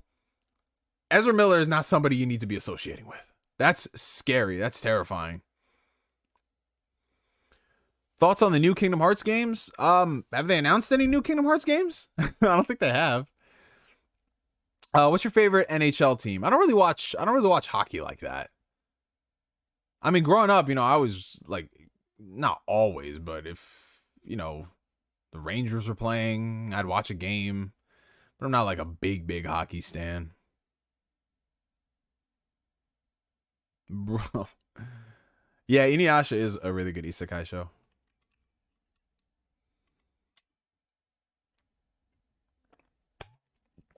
Are you watching Fantastic Beasts 3? No. I was on board with Fantastic Beasts with the first movie. I thought it was really solid. It could go in some really interesting directions. It went in some interesting directions, that's for sure. And I can't vibe with this new shit, bro. This new stuff that J.K. Rowling's putting out, it just does not have the same heart, the same soul, the same level of writing. Like, what the fuck happened, bro? Like, honestly, I'm convinced that Harry Potter is a fluke. I'm convinced that Harry Potter was just 7 books of a fluke. Because there's no way that J.K. Rowling is the same writer that she was back in the 90s and early 2000s. And what she's writing now, it does not add up. It doesn't compute. It doesn't. So, yeah, I'm not a fan of it. I just don't like how the second movie was just a huge exposition dump. And there was just so much random shit happening. And now they're retroactively trying to make this like a prequel series with Dumbledore and Grindelwald. And it's not even about the Fantastic Beasts characters per se. It just, ugh. I don't know, bro. If people enjoy it, cool. But I can't. I'm more interested in the Hogwarts Legacy game than I am Fantastic Beasts.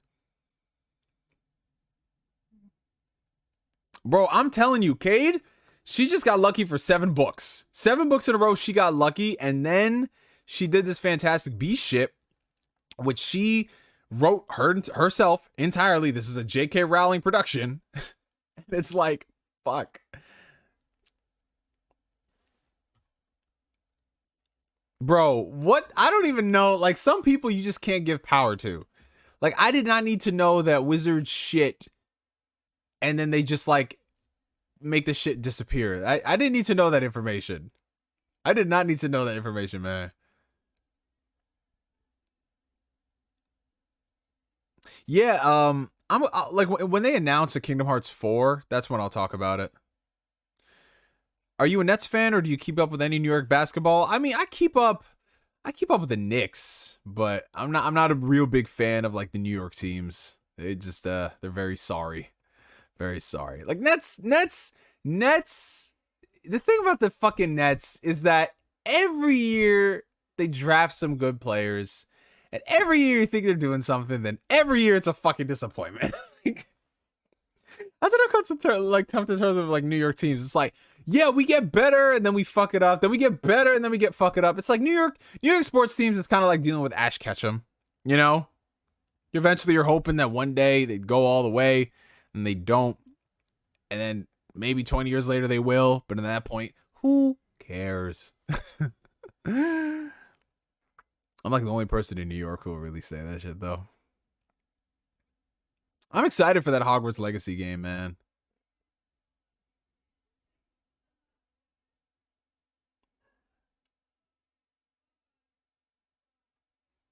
As far as like what house I'm gonna pick, I don't know. Like, I've never taken a Harry Potter quiz as far as like what house I'm in. Growing up, I was always like, oh, I want to be in Gryffindor. You know, now as an adult, I feel like I might be Hufflepuff. I have no idea, but we'll see. We'll see.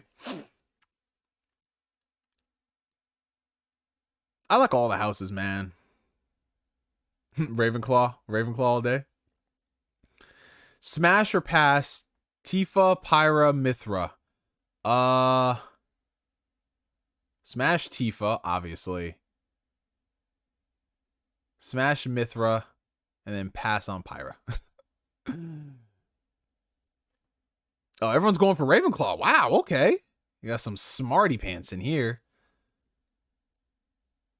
Because wasn't like, what did they say? Like, Gryffindor was bravery. Ravenclaw was like smartness. Smartness.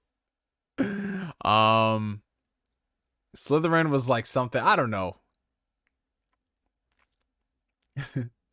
Damn, there's so many Ravenclaws. Have you watched Tower of God? The webtoon is probably my favorite story period. I've seen bits and pieces of Tower of God. Never sat down and actually finished it to completion. There's like a lot of shit I gotta watch, bro. Would the Harry Potter series be popular if it came out today? If there had never been anything like Harry Potter, I feel like it would. I feel like it'd still be popular. Neo likes his women with attitude. Listen, no, actually I don't. Actually, I don't like my women with attitude. I mean, I like my women strong, like Tifa. She's very strong, but she's also sensitive. But we're talking about smashing. I'm not talking about like girlfriend relationship status. You know what I'm saying? Slytherin is clever. There we go. Y'all are talking about relationships and shit. What do you think about Jim Carrey talk about Will Smith? I mean, I'm kind of bored of talking about the whole Will Smith situation, but I just think it's funny how like everyone in Hollywood has got something to say about it, and then immediately afterwards, people air out their dirty laundry. They're like, "Oh, really, Jim Carrey? Well, didn't you sexually assault somebody in the '90s?" It's crazy, but it's just so weird. Like, y'all be like, "Oh, I was like Amy Schumer." She's like, "I was traumatized by that slap." I'm like, "What?" But bro, it just goes to show you that there's such a disconnect between Hollywood and then the rest of the world. If they saw Will Smith slapping Chris Rock and they're like, I'm traumatized, I can't go to sleep, I can't eat breakfast in the morning because I hear the footsteps of Will Smith and they scare me.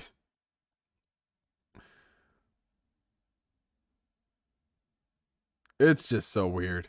It's just so weird, bro. I can't even with folks like that.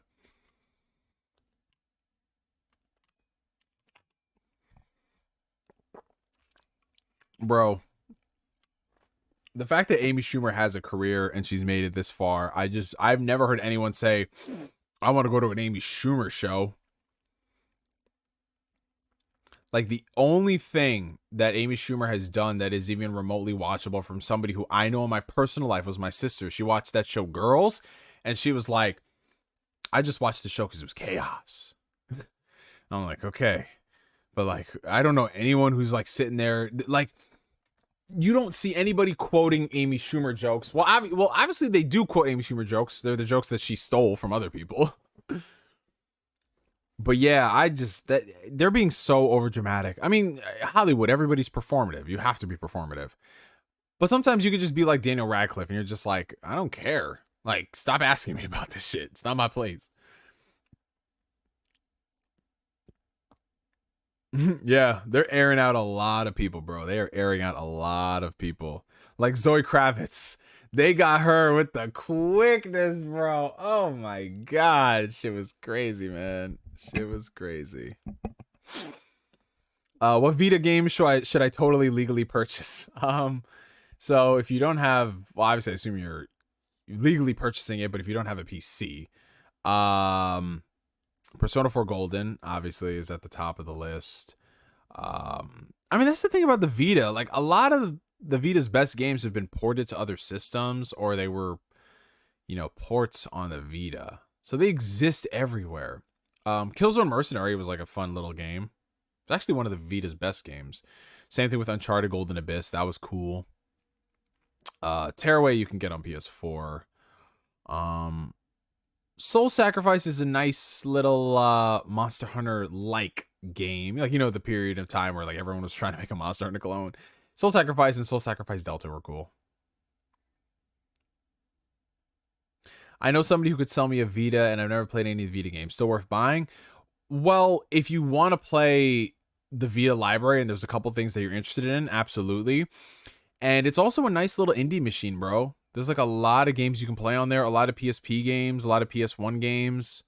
There's a lot of stuff you can do on the Vita. And you can get a lot of mileage out of it, but it all depends on the price you're willing to spend and if that's worth it for you. Yeah, but the Gravity Rush games are available on PlayStation consoles, though. You know what I'm saying? You got a Vita for 25 cents? Holy shit. It's funny how white people are traumatized by the slap but not George Floyd's death. I mean, it's a fact. Like, I've heard so many people come out and say they can't believe they saw that on TV, but all that other shit is just like, you know the type. It's not all white people. It's not all white people, but you know, certain people were being loud about it.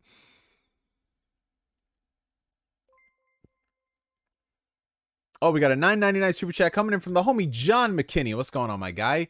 Before Alan Rickman was cast as Snape, Jeremy Irons and Tim Roth were considered for the role. Tim Roth wouldn't have pulled it off. Jeremy Irons would have been great, even though Alan Rickman was great. Yeah, that's the thing. Like, there's just very few actors when they're cast for a role that truly embody that role, and Alan Rickman is one of those dudes, right? There are some roles where growing up I could be like Alan Rickman, Jeremy Irons, they could be interchangeable in some respects. But there's just a different element that Alan Rickman brings to the Snape character. And when you look back on it, it's like man, like he just played it so well how, yeah, he comes off as like this teacher you don't like, and he's a dick to Harry, and you don't know why he's a dick to Harry until later on in the books. But then you notice like there's just some level of like warmth he brings to it and caring for him, like especially in Order of the Phoenix, where he was teaching Harry how to, deal with Voldemort invading his mind and all that. But you never really understand it until the final book, and it's just beautiful. But he's just such a phenomenal actor, man. Such a phenomenal actor. And what he was able to pull off without saying anything in Half-Blood Prince, the scene where he killed Dumbledore, and he was just like, you could tell his soul was split in two. And Dumbledore just says, Severus, please. Not Severus, please don't do this. He was like, Severus, please do this. Such a good performance. Yeah, she told him a couple of things about Snape's character, like during the filming, I think the first movie. So that's why there's such a, like, he played it a certain way, which is awesome. Jeremy Irons was already in that awful 2000s D&D movie. Probably didn't want another fantasy film. Yeah, that turns off a lot of people. Like, Oscar Isaac, for example, almost wasn't going to be Moon Knight. Basically, he just had such a, not a terrible time during the Star Wars era, but, you know, just joining into such a huge iconic franchise and the expectations and the demands that come with that, the shooting schedule, all of that stuff, it really wore him out. So he was hesitant on signing up for another one of those with Marvel. But thank God he did, because he's given us such a good portrayal in this show, and I cannot wait. Only a few more hours till the next episode. I'm so excited for Moon Knight. Should Neo slap us, it's going to be a bless. Listen, I would never slap any of you guys unless Flame says something ridiculous. That's when it's just like, all right, Flame, get out. When Dumbledore died, it was the only time I cried at a movie, but I was a child then. So I've cried at a lot of movies, man. I'm a very emotional dude. Like I've cried at movies I've cried at. Okay, just off the top of my head, The Lion King, Saving Private Ryan, The Green Mile, Pokemon the first movie,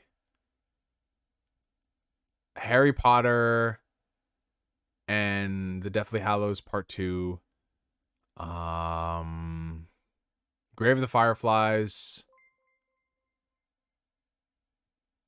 Spider-Man Into the Spider-Verse, Avengers Endgame, just like off the top of my head.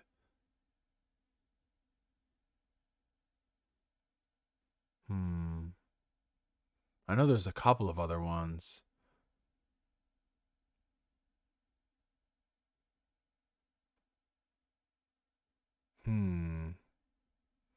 I've cried at a lot of anime and shows, yeah. Oh, No Way Home. A lot of people cried during No Way Home. I didn't cry during No Way Home. I did not cry during No Way Home. I mean, I got like really like that final swing in No Way Home. That definitely beat me up because I was like, fuck, this dude is alone, bro. But it was like a happy, it was the perfect ending for a Spider-Man movie because it's like you feel so bad for this kid, but at the same time he just keeps on swinging, bro. And it's like a happy like smile. If I did cry, it'd be like a happy smile cry, you know? $2 from Flame. Okay, Halo 3 is mid. Bring it on, Neo. Well, you know what, Flame? I'm not going to change your opinion, bro. I mean, sometimes it's just you got to live with being wrong. And it is what it is, Flame. It is what it is. If you think Halo 3 is mid, I just can't wait to hear what you got to say about Halo Infinite. What else? I got to think of other stuff. Hold on. What other movies have I cried at? Like, cause I know if I look at my collection, I'll see a lot of movies there that I have cried at. I gotta just go back and see it. Let's see some of you guys. What have you said? Return of the King. Yeah, Return of the King and Interstellar. Interstellar, I've gotten very emotional. I think my eyes have gotten really watery. I don't know if I full on cried, but Return of the King is just like such a fucking epic movie, bro. Did I cry? I think I cried. I don't know, man. It's a long movie. Up. Oh, Toy Story 3. Cried at the end of Toy Story 3. That really made me emotional. Up, I didn't cry. I just got fucking defeated in the first 10 minutes.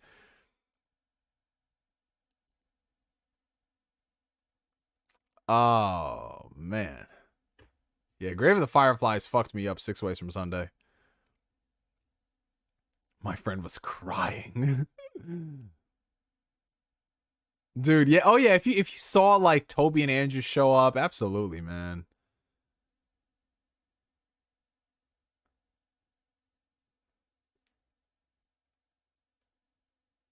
Wow, you cried at the end of. You know, I've heard some people cry at the end of Your Name. I thought Your Name was cool, but I didn't cry at it. You know. Hacksaw Ridge, really good movie.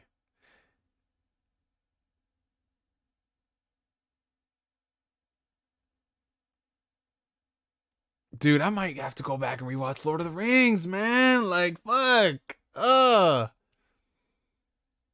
Yo, you know what got me really emotional? My Hero Academia, the second movie, Heroes Rising, that final fight scene where Deku and Bakugo do the double Detroit smash and the music's playing in the background, like, bro. Oh, man, I don't know if because it was the vocal version of the theme or whatever, but that shit was just so emotional. And then it was just the music playing while they were fighting. I was like, oh, wow, that was a lot. That was amazing, bro. Clannad, yup. Clannad always fucks me up. That's why I'm never going to rewatch Clannad. I can't rewatch Clannad because I know what's coming. Because you see Clannad and you're like, oh, this is a great anime. Then you watch After Story, you're like, what the fuck are they doing? And they just...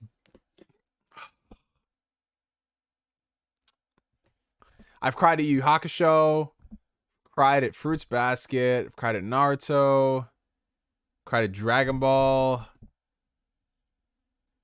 A lot of shit, man. I ain't gonna spoil Clenad. I'm not spoiling Clenad, but you better fucking watch it. I watched Coda to see why I won the Oscar. The final song definitely gets you, but I don't know about Oscar winner. Good watch, though. Yeah, I have to watch all of the things that the Oscars nominated. I've only seen like 1 or 2. Stop. $5 from Don Otaku. Stop rewatching mid Peter Jackson trilogies and just watch My Dress Up Darling. Yo, Don Otaku is a weird dude, man. He's shitting on the Lord of the Rings, and he's talking about dressing up a darling. I don't know about this man right here. Yo, suspect. My sister used the computer to block her eyes from Firefly the movie. Oh, man. This dude, Don Otaku. I approve. Oh, I'm going to watch the show, but listen, if it ain't better than Lord of the Rings, Don Otaku, it's... I don't know, your mod status might be revoked, my friend.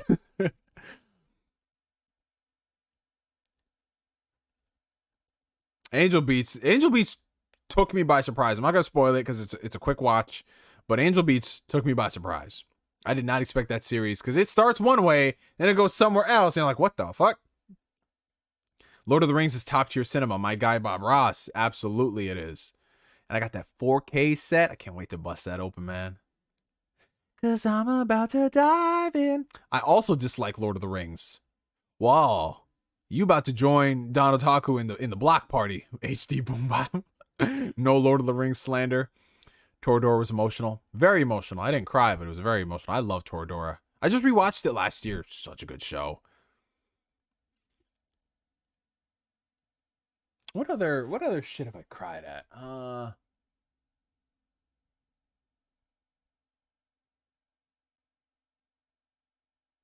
Ooh, well, playing games, Crisis Core, Final Fantasy VII. I think that was the first time I cried playing a game. That and the ending of Mass Effect 3. Not because the original ending was terrible, but just because the journey playing it across 3 games, it was fucking insane, bro. And it was weird because I went, like, Mass Effect 2 was my first Mass Effect game. Then I played Mass Effect 1. Then I replayed Mass Effect 2 with my save file. Then I finally played Mass Effect 3, like, 4 years after the fact. And I was just like, it's my fucking team, bro. It's my fucking team, man. Yes, Fullmetal Alchemist Brotherhood, absolutely. Yo, we might... Hey, Rick Payne, what's up, bro? Wagwan. No Doki Doki. Oh, we finished Doki Doki. That chapter is done. Have you watched Arcane? I liked it a lot, except, not gonna lie, those first 2 episodes put me to sleep. I loved Arcane. Arcane is awesome. I was about to cry because I remember my science project and I dug it out of my bag only to realize I finished it. Crisis averted, Bella. I was about to say, ain't that the worst thing in the world where it's like, you think you forgot something and then you just look and you found it and you're just like, but then you still have that feeling of anxiety and that lump in your stomach and it's just going to take you a little while to calm down. I hate that feeling, man. It's good to see you, Rick Payne. Have you ever seen Ukara no Go? Similar to Yu-Gi-Oh! And has a banging soundtrack. I got a little emotional towards the end. I've seen a few episodes of Ukara no Go. I read like the first 15 chapters. But that was it. I've never seen it in entirety. Oh, yeah. Final Fantasy 15, the ending is very sad. The ending of that game is very sad. I just wish that I cared more about the characters to make that ending feel more impactful. Like, the ending is beautiful, but you just didn't give me enough to warrant me being like, fuck, man. Like, it's sad in the context of what happens. Yeah, take a deep breath, Bella. Take a deep breath. You're gonna be all right. 5 centimeters per second. Didn't get to cry, but damn, it was emotional, depressing. Yeah, honestly, some things just leave you defeated. Oh, Persona 4 Golden. I cried when I finished that. Man, it was beautiful, bro. I think what really got me was just seeing all the characters and they're playing the slowed down version of Reincarnation. Oh, that was good, man. And then you see the final photo of the entire cast. Oh, man. Persona 5 didn't make me cry. I don't know. Maybe Royal will. Who knows? But Persona 5, nah. I was playing through that and I was like really happy at the end. Persona 3 on the other hand, yo, Persona 3 had a, and I don't want to spoil it because apparently they might do a remaster this year, but Persona 3's ending, oh my god. Like, I just like literally could not do anything for a week. I was like, you really fucking ended a game like that? Oh, Belle, yes, that was a fantastic movie. I need to watch this Tokyo Revengers show. Everybody been talking about it. There's so much I gotta watch, man. Tokyo Revenger, I gotta finish Tower of God, or is it God of High School? I gotta watch the Dress Up Darling show. At least I watched Vinland Saga, and I'm happy about that. That shit is epic. I cried at Braveheart's ending when the Scots got their independence from English. Braveheart's a very powerful movie, man. Very powerful. $2 from G on the Dime. Which Persona game had the worst cast? Well, that's the thing, because I love all the Persona casts. But if I had to like say like, okay, if we're talking 2 and onwards, I mean, it's kind of hard because 2 is still a different game compared to the other ones. So let's just keep it 3, 4, and 5. So we're talking like modern incarnations. Between 3, 4, and 5, or your least favorite? Like,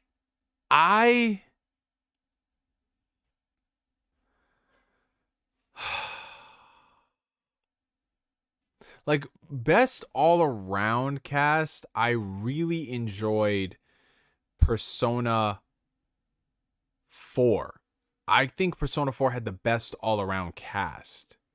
Might not have had like the best story compared to 3 and 5, but I think 4 had the best all-around cast. 3's cast was cool, but I'm not gonna lie, there were a couple of members that I just did not care much about. You know, I only really cared about like not a handful, like 2 or 3. 5 had like a nice balance of both, but I'm not going front. There were some members in 5 where I just okay, you're here. That is the long for the ride. Like Haru, I didn't really care much for Haru. I'm gonna be real. Futaba, that's aight. You know, like for me, like I liked the main like group you had. I liked Morgana and Yusuke. And I liked all the banter. They all played off each other very well. So yeah, I would say 4 has my favorite cast, followed by 5 and then 3. When Ghost died in MW2, oh, that was disrespectful. That was so disrespectful. Best Persona 5 girl, honestly, like Anne is up there. Anne is definitely up there. But yo, Makoto, like I might romance Makoto this time around.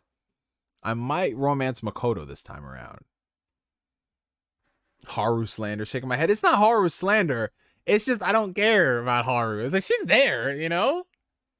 She's there. She's kind of like, I can't even say she's kind of like Neville Longbottom, because Neville Longbottom became a badass in Harry Potter. I'll see about Kasumi. I'll see what Kasumi's hitting for. But like right now it's looking like Anne or Makoto. Leaning towards Makoto, because oh man, Makoto, yes. If I ever play, I'm romancing the teacher. Oh, Kawakami? Yeah.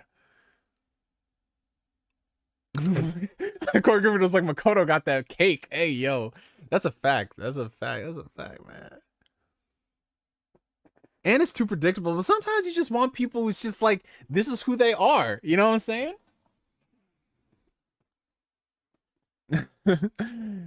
Let's see. So Avanti's tier is Anne, Makoto, Kasumi, and then Hifumi. Oh yeah, Hifumi, that's right. Yeah, but yeah, probably Makoto. I think it's probably gonna be Makoto Master Race. Cause she had a nice little arc going on.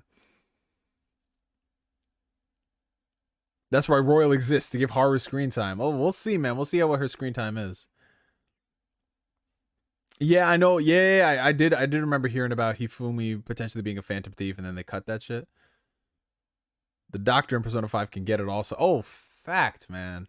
The older friend. The older friend, the doctor. The doctor.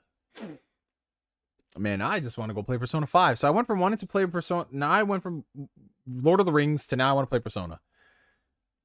Oh, yeah. Great Teacher Onizuka is a amazing anime.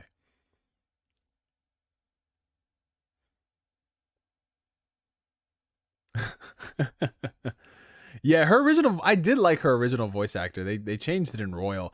Well, was it because she didn't want to come back for Royal, or they just decided like we want to go in a different direction for the character? Like, what was the reason? When are we gonna get a Persona Collection remastered? When Atlas gets off their lazy butt and realize that people like their games.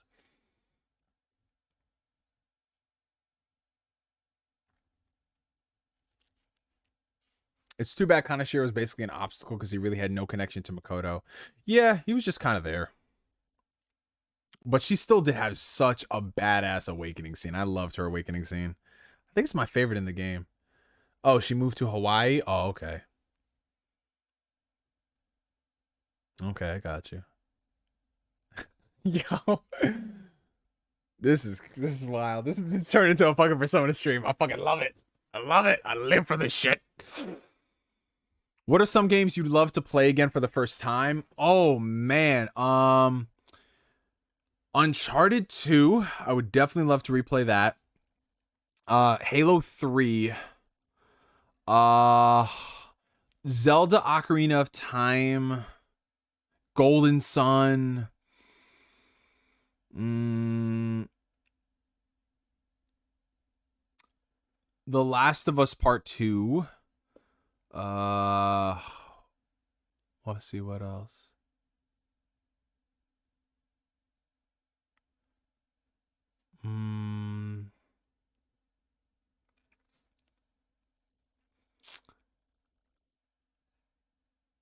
Kingdom Hearts 1. Oh man.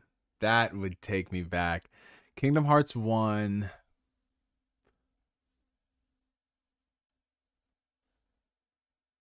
Kingdom Hearts 2. All the Persona games I've played, to be honest.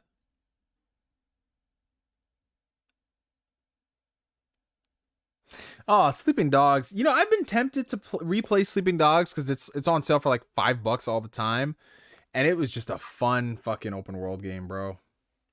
Emma Stone is in it for some reason. But you know what the weird thing is, you guys? Like, no matter how many times I replay Kingdom Hearts, it still feels fresh to me. Like, yeah, I know with some games it gets to a point where you can just be on autopilot, but every time I go back and I play Kingdom Hearts 1 and just going through that introduction and then doing the Destiny Island stuff and then getting off world, like, Kingdom Hearts, honest to God, you guys, like, if I, like, when I build my man cave and everything, like downstairs, it's going to have a revolving loop of Kingdom Hearts music, and the Traverse Town theme is going to be there because that Traverse Town theme to me is home, dude. Like, just that theme, man. It's beautiful, beautiful, beautiful, beautiful. Or I can pay somebody to make like a beautiful piano rendition of that, and also Neverland, not the main theme when you're on Captain Hook's ship, but when you're at the clock tower, like the da na na na na na na na da na na na na na na na na na, like someone to create a beautiful piano rendition. Oh man, that's what I would have. Sleeping Dogs is my game of the century. Oh shit, look at that. Yeah, the Jack games are awesome. Okay, some people are saying Skyrim, Mortal Kombat, Armageddon. Yo, y'all remember Mortal Kombat Shaolin Monks? Oh, that was a fun game, bro. I loved it. Was Sleeping Dogs just the Yakuza game this whole time? No, it's got its differences, Cold. It's got its differences. Oh, yeah, that Yakuza Like a Dragon. Yo, yeah, I would replay that again. That's a fact.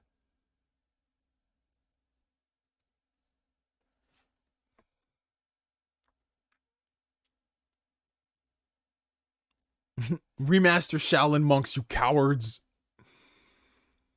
Hey, what's up, warrior fella? Oh, he was playing that Jedi Fallen Order. Woof. With Cal Kestis? With the Cal Kestis? Dude, Shaolin Monks was the shit, dude. Yeah, we gotta bring that thing back. We gotta bring that back, and we gotta bring back Def Jam.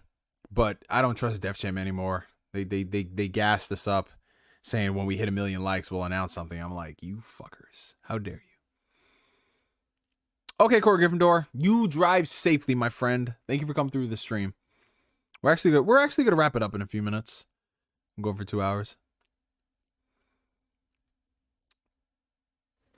Remaster Total War Medieval 2. I mean, at this rate, bro, you never know. Like, classic games be coming back left and right. So who knows? At some point they might.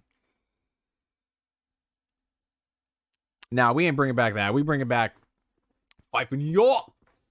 That's what we doing. Fight Night Round 3. Some classic games on the PS2, bro. NBA Street Volume 3. You gotta bring back those arcadey games, bro. And just make sure they don't suck. What made you want to do a Q&A series? Honestly, Black Karama, how it started was years ago. I would just ask people to ask me questions, and then I would answer them on, like, I would record the videos, and then I would upload them. But then I noticed the problem with that is, you know, back then YouTube had a 10-minute time limit.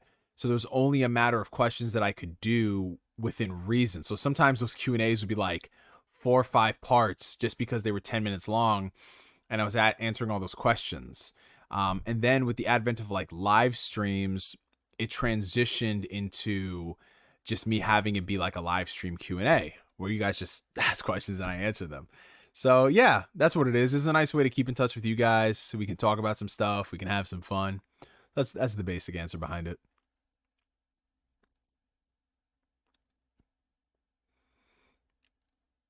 Y'all heard about, apparently, I don't know if this is real, but apparently they're bringing back Rayman, but it's going to be like an animated series.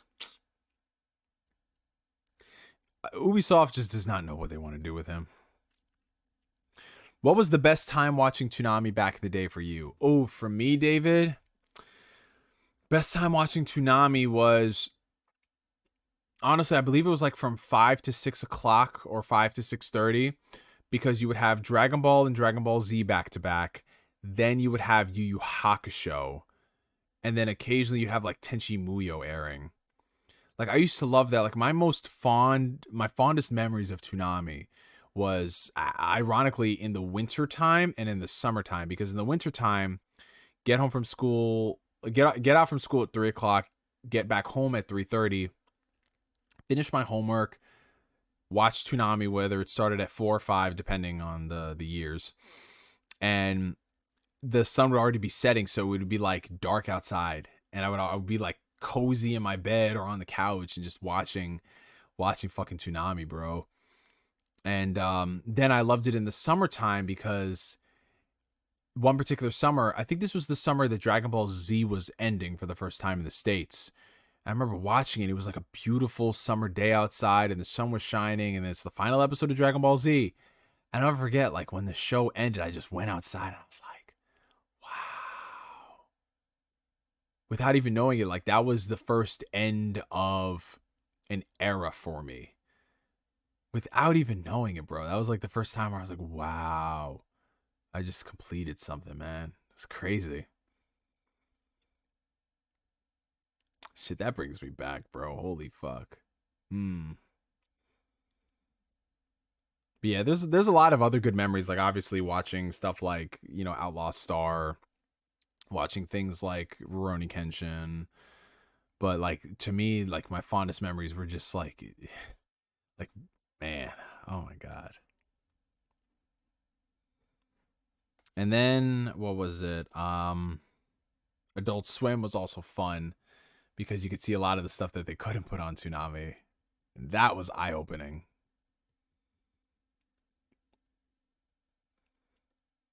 Hamtaro, oh yeah.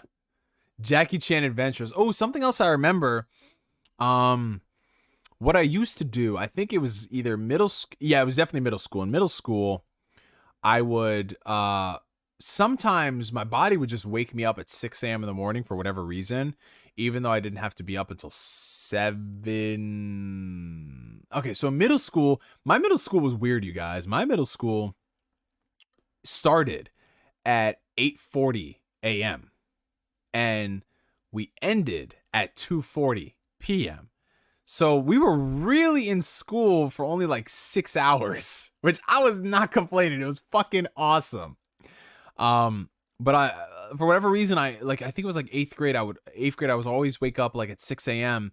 and they would have like Jackie Chan Adventures and Totally Spies playing back to back at like 6 and 6:30. And I remember like I would turn on my TV and I would just watch it and I would just like fall asleep and I'd be like, oh, okay, I can hear this stuff going on. And then I know if like we got to Jackie Chan Adventures, we had like an extra 30 minutes of sleep. And then I had to wake up like at 7-ish to get ready. Oh man, dude, we're just digging deep into the memories. And then I used to hate waking up early in high school because I had to be up early because I had this arts class because I was in choir, but I was in like a best way I could describe it is like a special advanced choir because you know I sang for so many years. That class was at 7:20 in the morning, which meant I had to be up at like no later than 6:30. So I'll never forget, like, when I would wake up at 6:30, I'd be like, oh, and you want to know what? And this is why I hate the show so much. The show that was always on at 6:30 in the morning, when I had to wake up for this class, was fucking Bakugan Battle Brawlers. And I hated it because the intro was so fucking lame. And it's like, yeah, well, me and my friends, Marucho and blah, blah, blah. And it's the theme song, like, what was it? Like, what are you gonna do? Two worlds unite. We gotta fight for what's the right. This is Bakugan. I was like, oh, y'all ain't even trying with this fucking intro. I was so angry. I hated that show because of what it represented. I have to be up at 6:30. Golly, bro. I was so pissed off.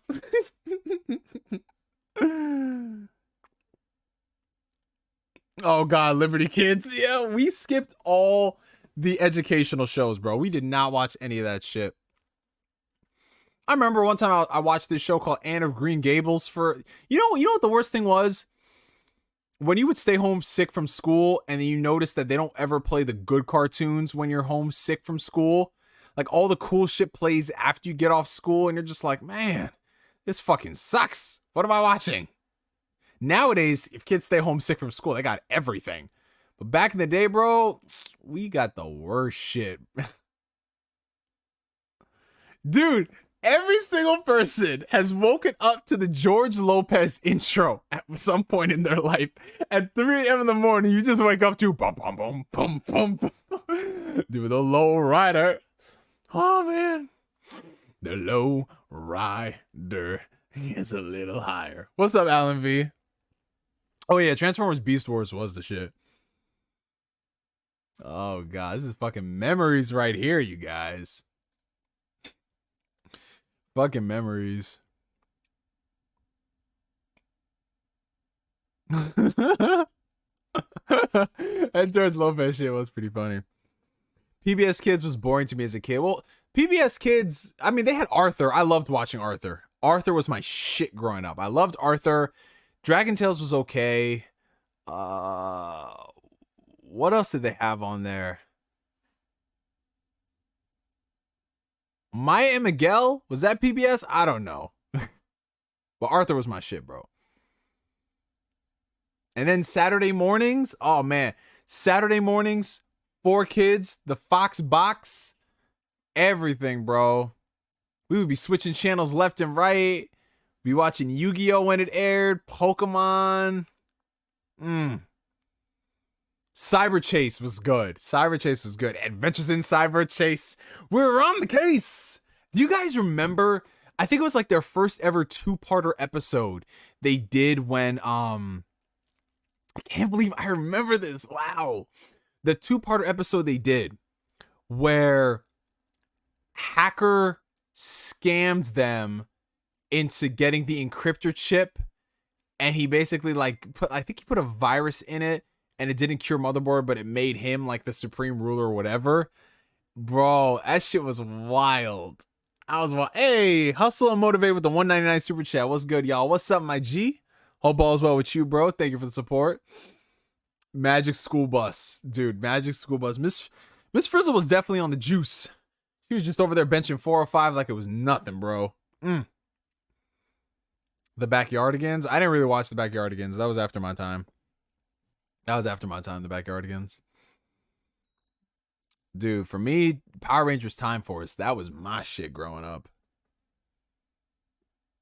What else, man?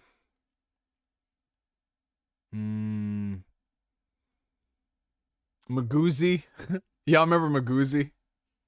Oh no, do you guys remember Friday nights Cartoon Network? What was that block they had? If I brought in Future Go On, he would know. That Friday night Cartoon Network block. Like y'all know what I'm talking about. Somebody was gonna bring it up in the chat. It was a oh, Between the Lines. I remember that. What was that Friday night? It might have just been like Cartoon Fridays. There we go. Cartoon Fridays. Yes. Oh my god, that was my shit.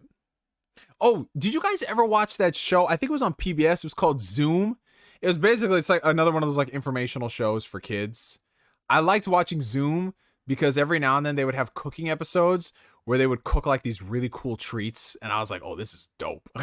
That's the only reason I watched Zoom. That's the only reason, man. Oh, SWAT Cats? Yeah, I remember that. Oh god. I was thinking about seeing Real. I remember seeing Real. I don't want to remember seeing Real, but I remember seeing Real when Cartoon Network tried to do live action shit. Oh my god, I still remember the theme for Cartoon Fridays. Bum bum bum bum bum bum bum. Cartoon. Let's talk about Caillou. Yo, Caillou is a fucking hater, bro. Caillou is just like, you want to ratio Caillou if he was on Twitter, man. Fuck that nigga, bro. Yes, Cyberchase did have Christopher Lloyd, and it had Gilbert Gottfried as the voice of Digit. Like they had some cast members on there, bro. It was crazy. Oh, $2 super chat coming in from the homie Tundex. Staying cool as per usual. Appreciate you, my guy. Bro, this has just been a nostalgic night. This has been such a nostalgic night. Caillou raised an entire generation of kids to be annoying. Exactly, bro. Exactly. Like Caillou, I hated that dude. I'm just a kid who's 4. Each day I grow some more. Why don't you grow some hair, Caillou? Jesus. I'm Caillou. Like, he had a fucking annoying intro. If you have an annoying intro, I already hate the show. Like, fuck Caillou. You're such a dick, bro. Oh, you also know, you know another show where this nigga looking annoying as fuck? Franklin. Remember the show about the turtle? Franklin? Oh, man. That dude. That dude.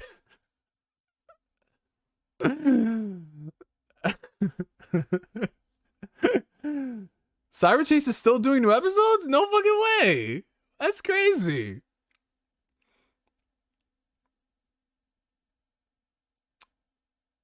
Franklin. Caillou was so annoying. Yo, fuck Caillou, bro. When I woke up today, I didn't expect Neo to be roasting Caillou. Well, this is the world that we live in. And that's how people are. You know, Little Bill, you want to know what the funny thing is about Little Bill? I actually know the voice actor of Little Bill. I went to school with him. We're friends. And I'm not making this up.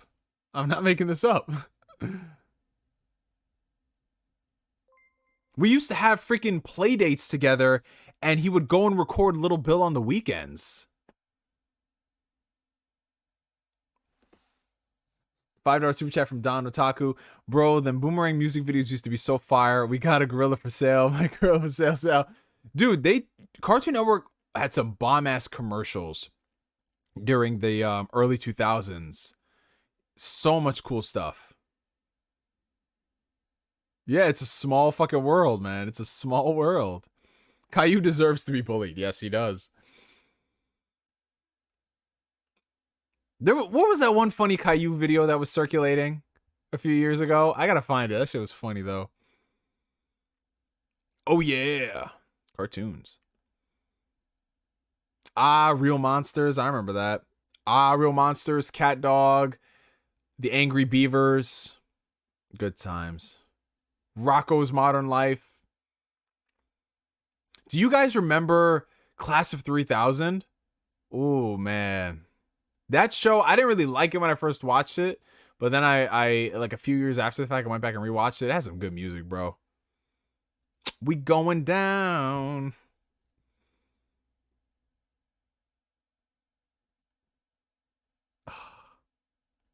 Maybe you're talking about this video. All right, let me see this video. I think it was something of him on a fucking train or something. No, he was on a plane and he was like, wow, but it was a funny video. I'm trying to remember what the video was. It was so funny though. Like, what was it?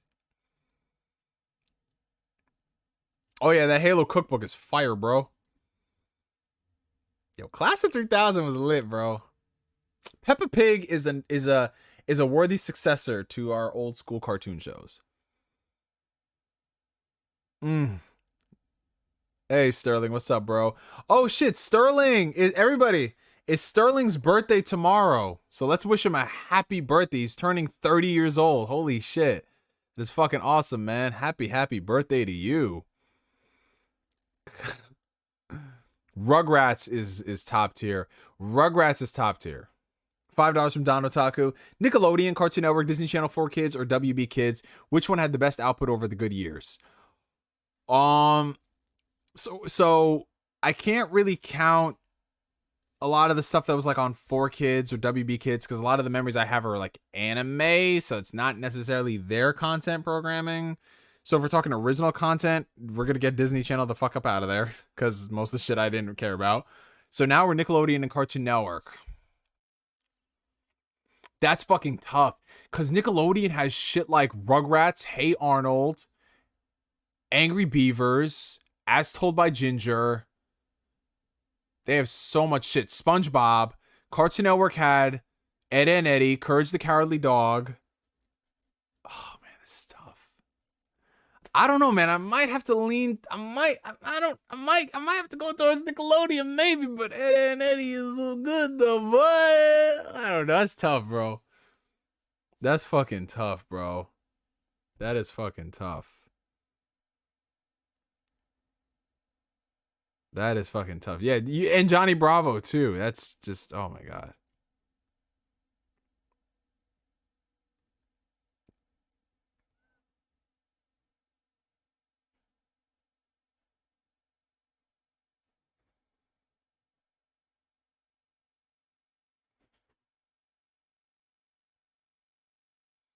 Yeah, As Told by Ginger is one of the shows where if you watch it later on in life, you're like, wow, you can really appreciate it.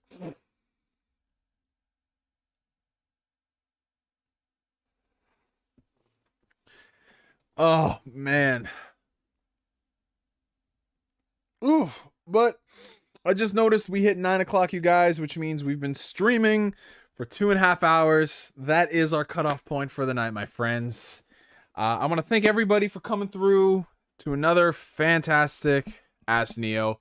Another week we made it through, which is very fantastic and amazing. Y'all should pat yourselves on the back. We got through it.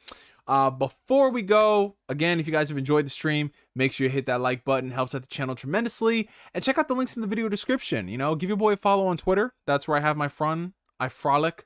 I occasionally put out some hot takes.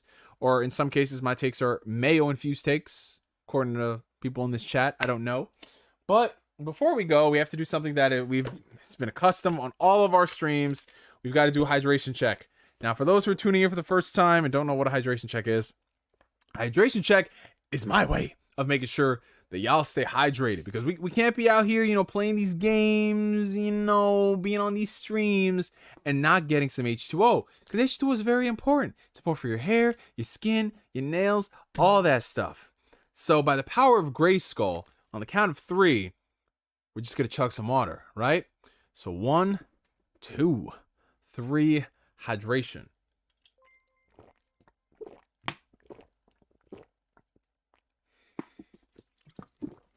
And Asbel just sent in a $5 super chat. Thank you so much, bro. I never got to watch Rugrats because my parents thought they'd be a bad influence. So instead, I ended up watching Berserk. That's really interesting. Imagine if Rugrats, if you did watch it as a kid and you never saw Berserk. Well, who's laughing now, Mr. and Mrs. Asbellant 100? Or Asbellant 50 and 50? I don't know how we gauge it. The Saki count? No, it doesn't, Tundex. It doesn't, because we're trying to do some good for your body. But depending on the day that you've had, Saki might make your day a little better. And you've been going through it in Texas. You guys have had like what? Tornadoes, tsunamis, earthquakes. Pray for the state of Texas, y'all. It's fucking real out there. I wouldn't be surprised if it starts snowing. It's the craziest shit, man. But yeah, you guys, thank you for coming through to the stream. Enjoy the rest of your afternoons, your evenings, your mornings, whatever time zone y'all are tuning in from. For me, for now, my name is NGS signing out, and like always, I will catch you guys later. Peace out, y'all. Have a good one. I should have this hotkeyed, but I don't because I'm such a lazy SOB. Peace out, y'all. Have a good one.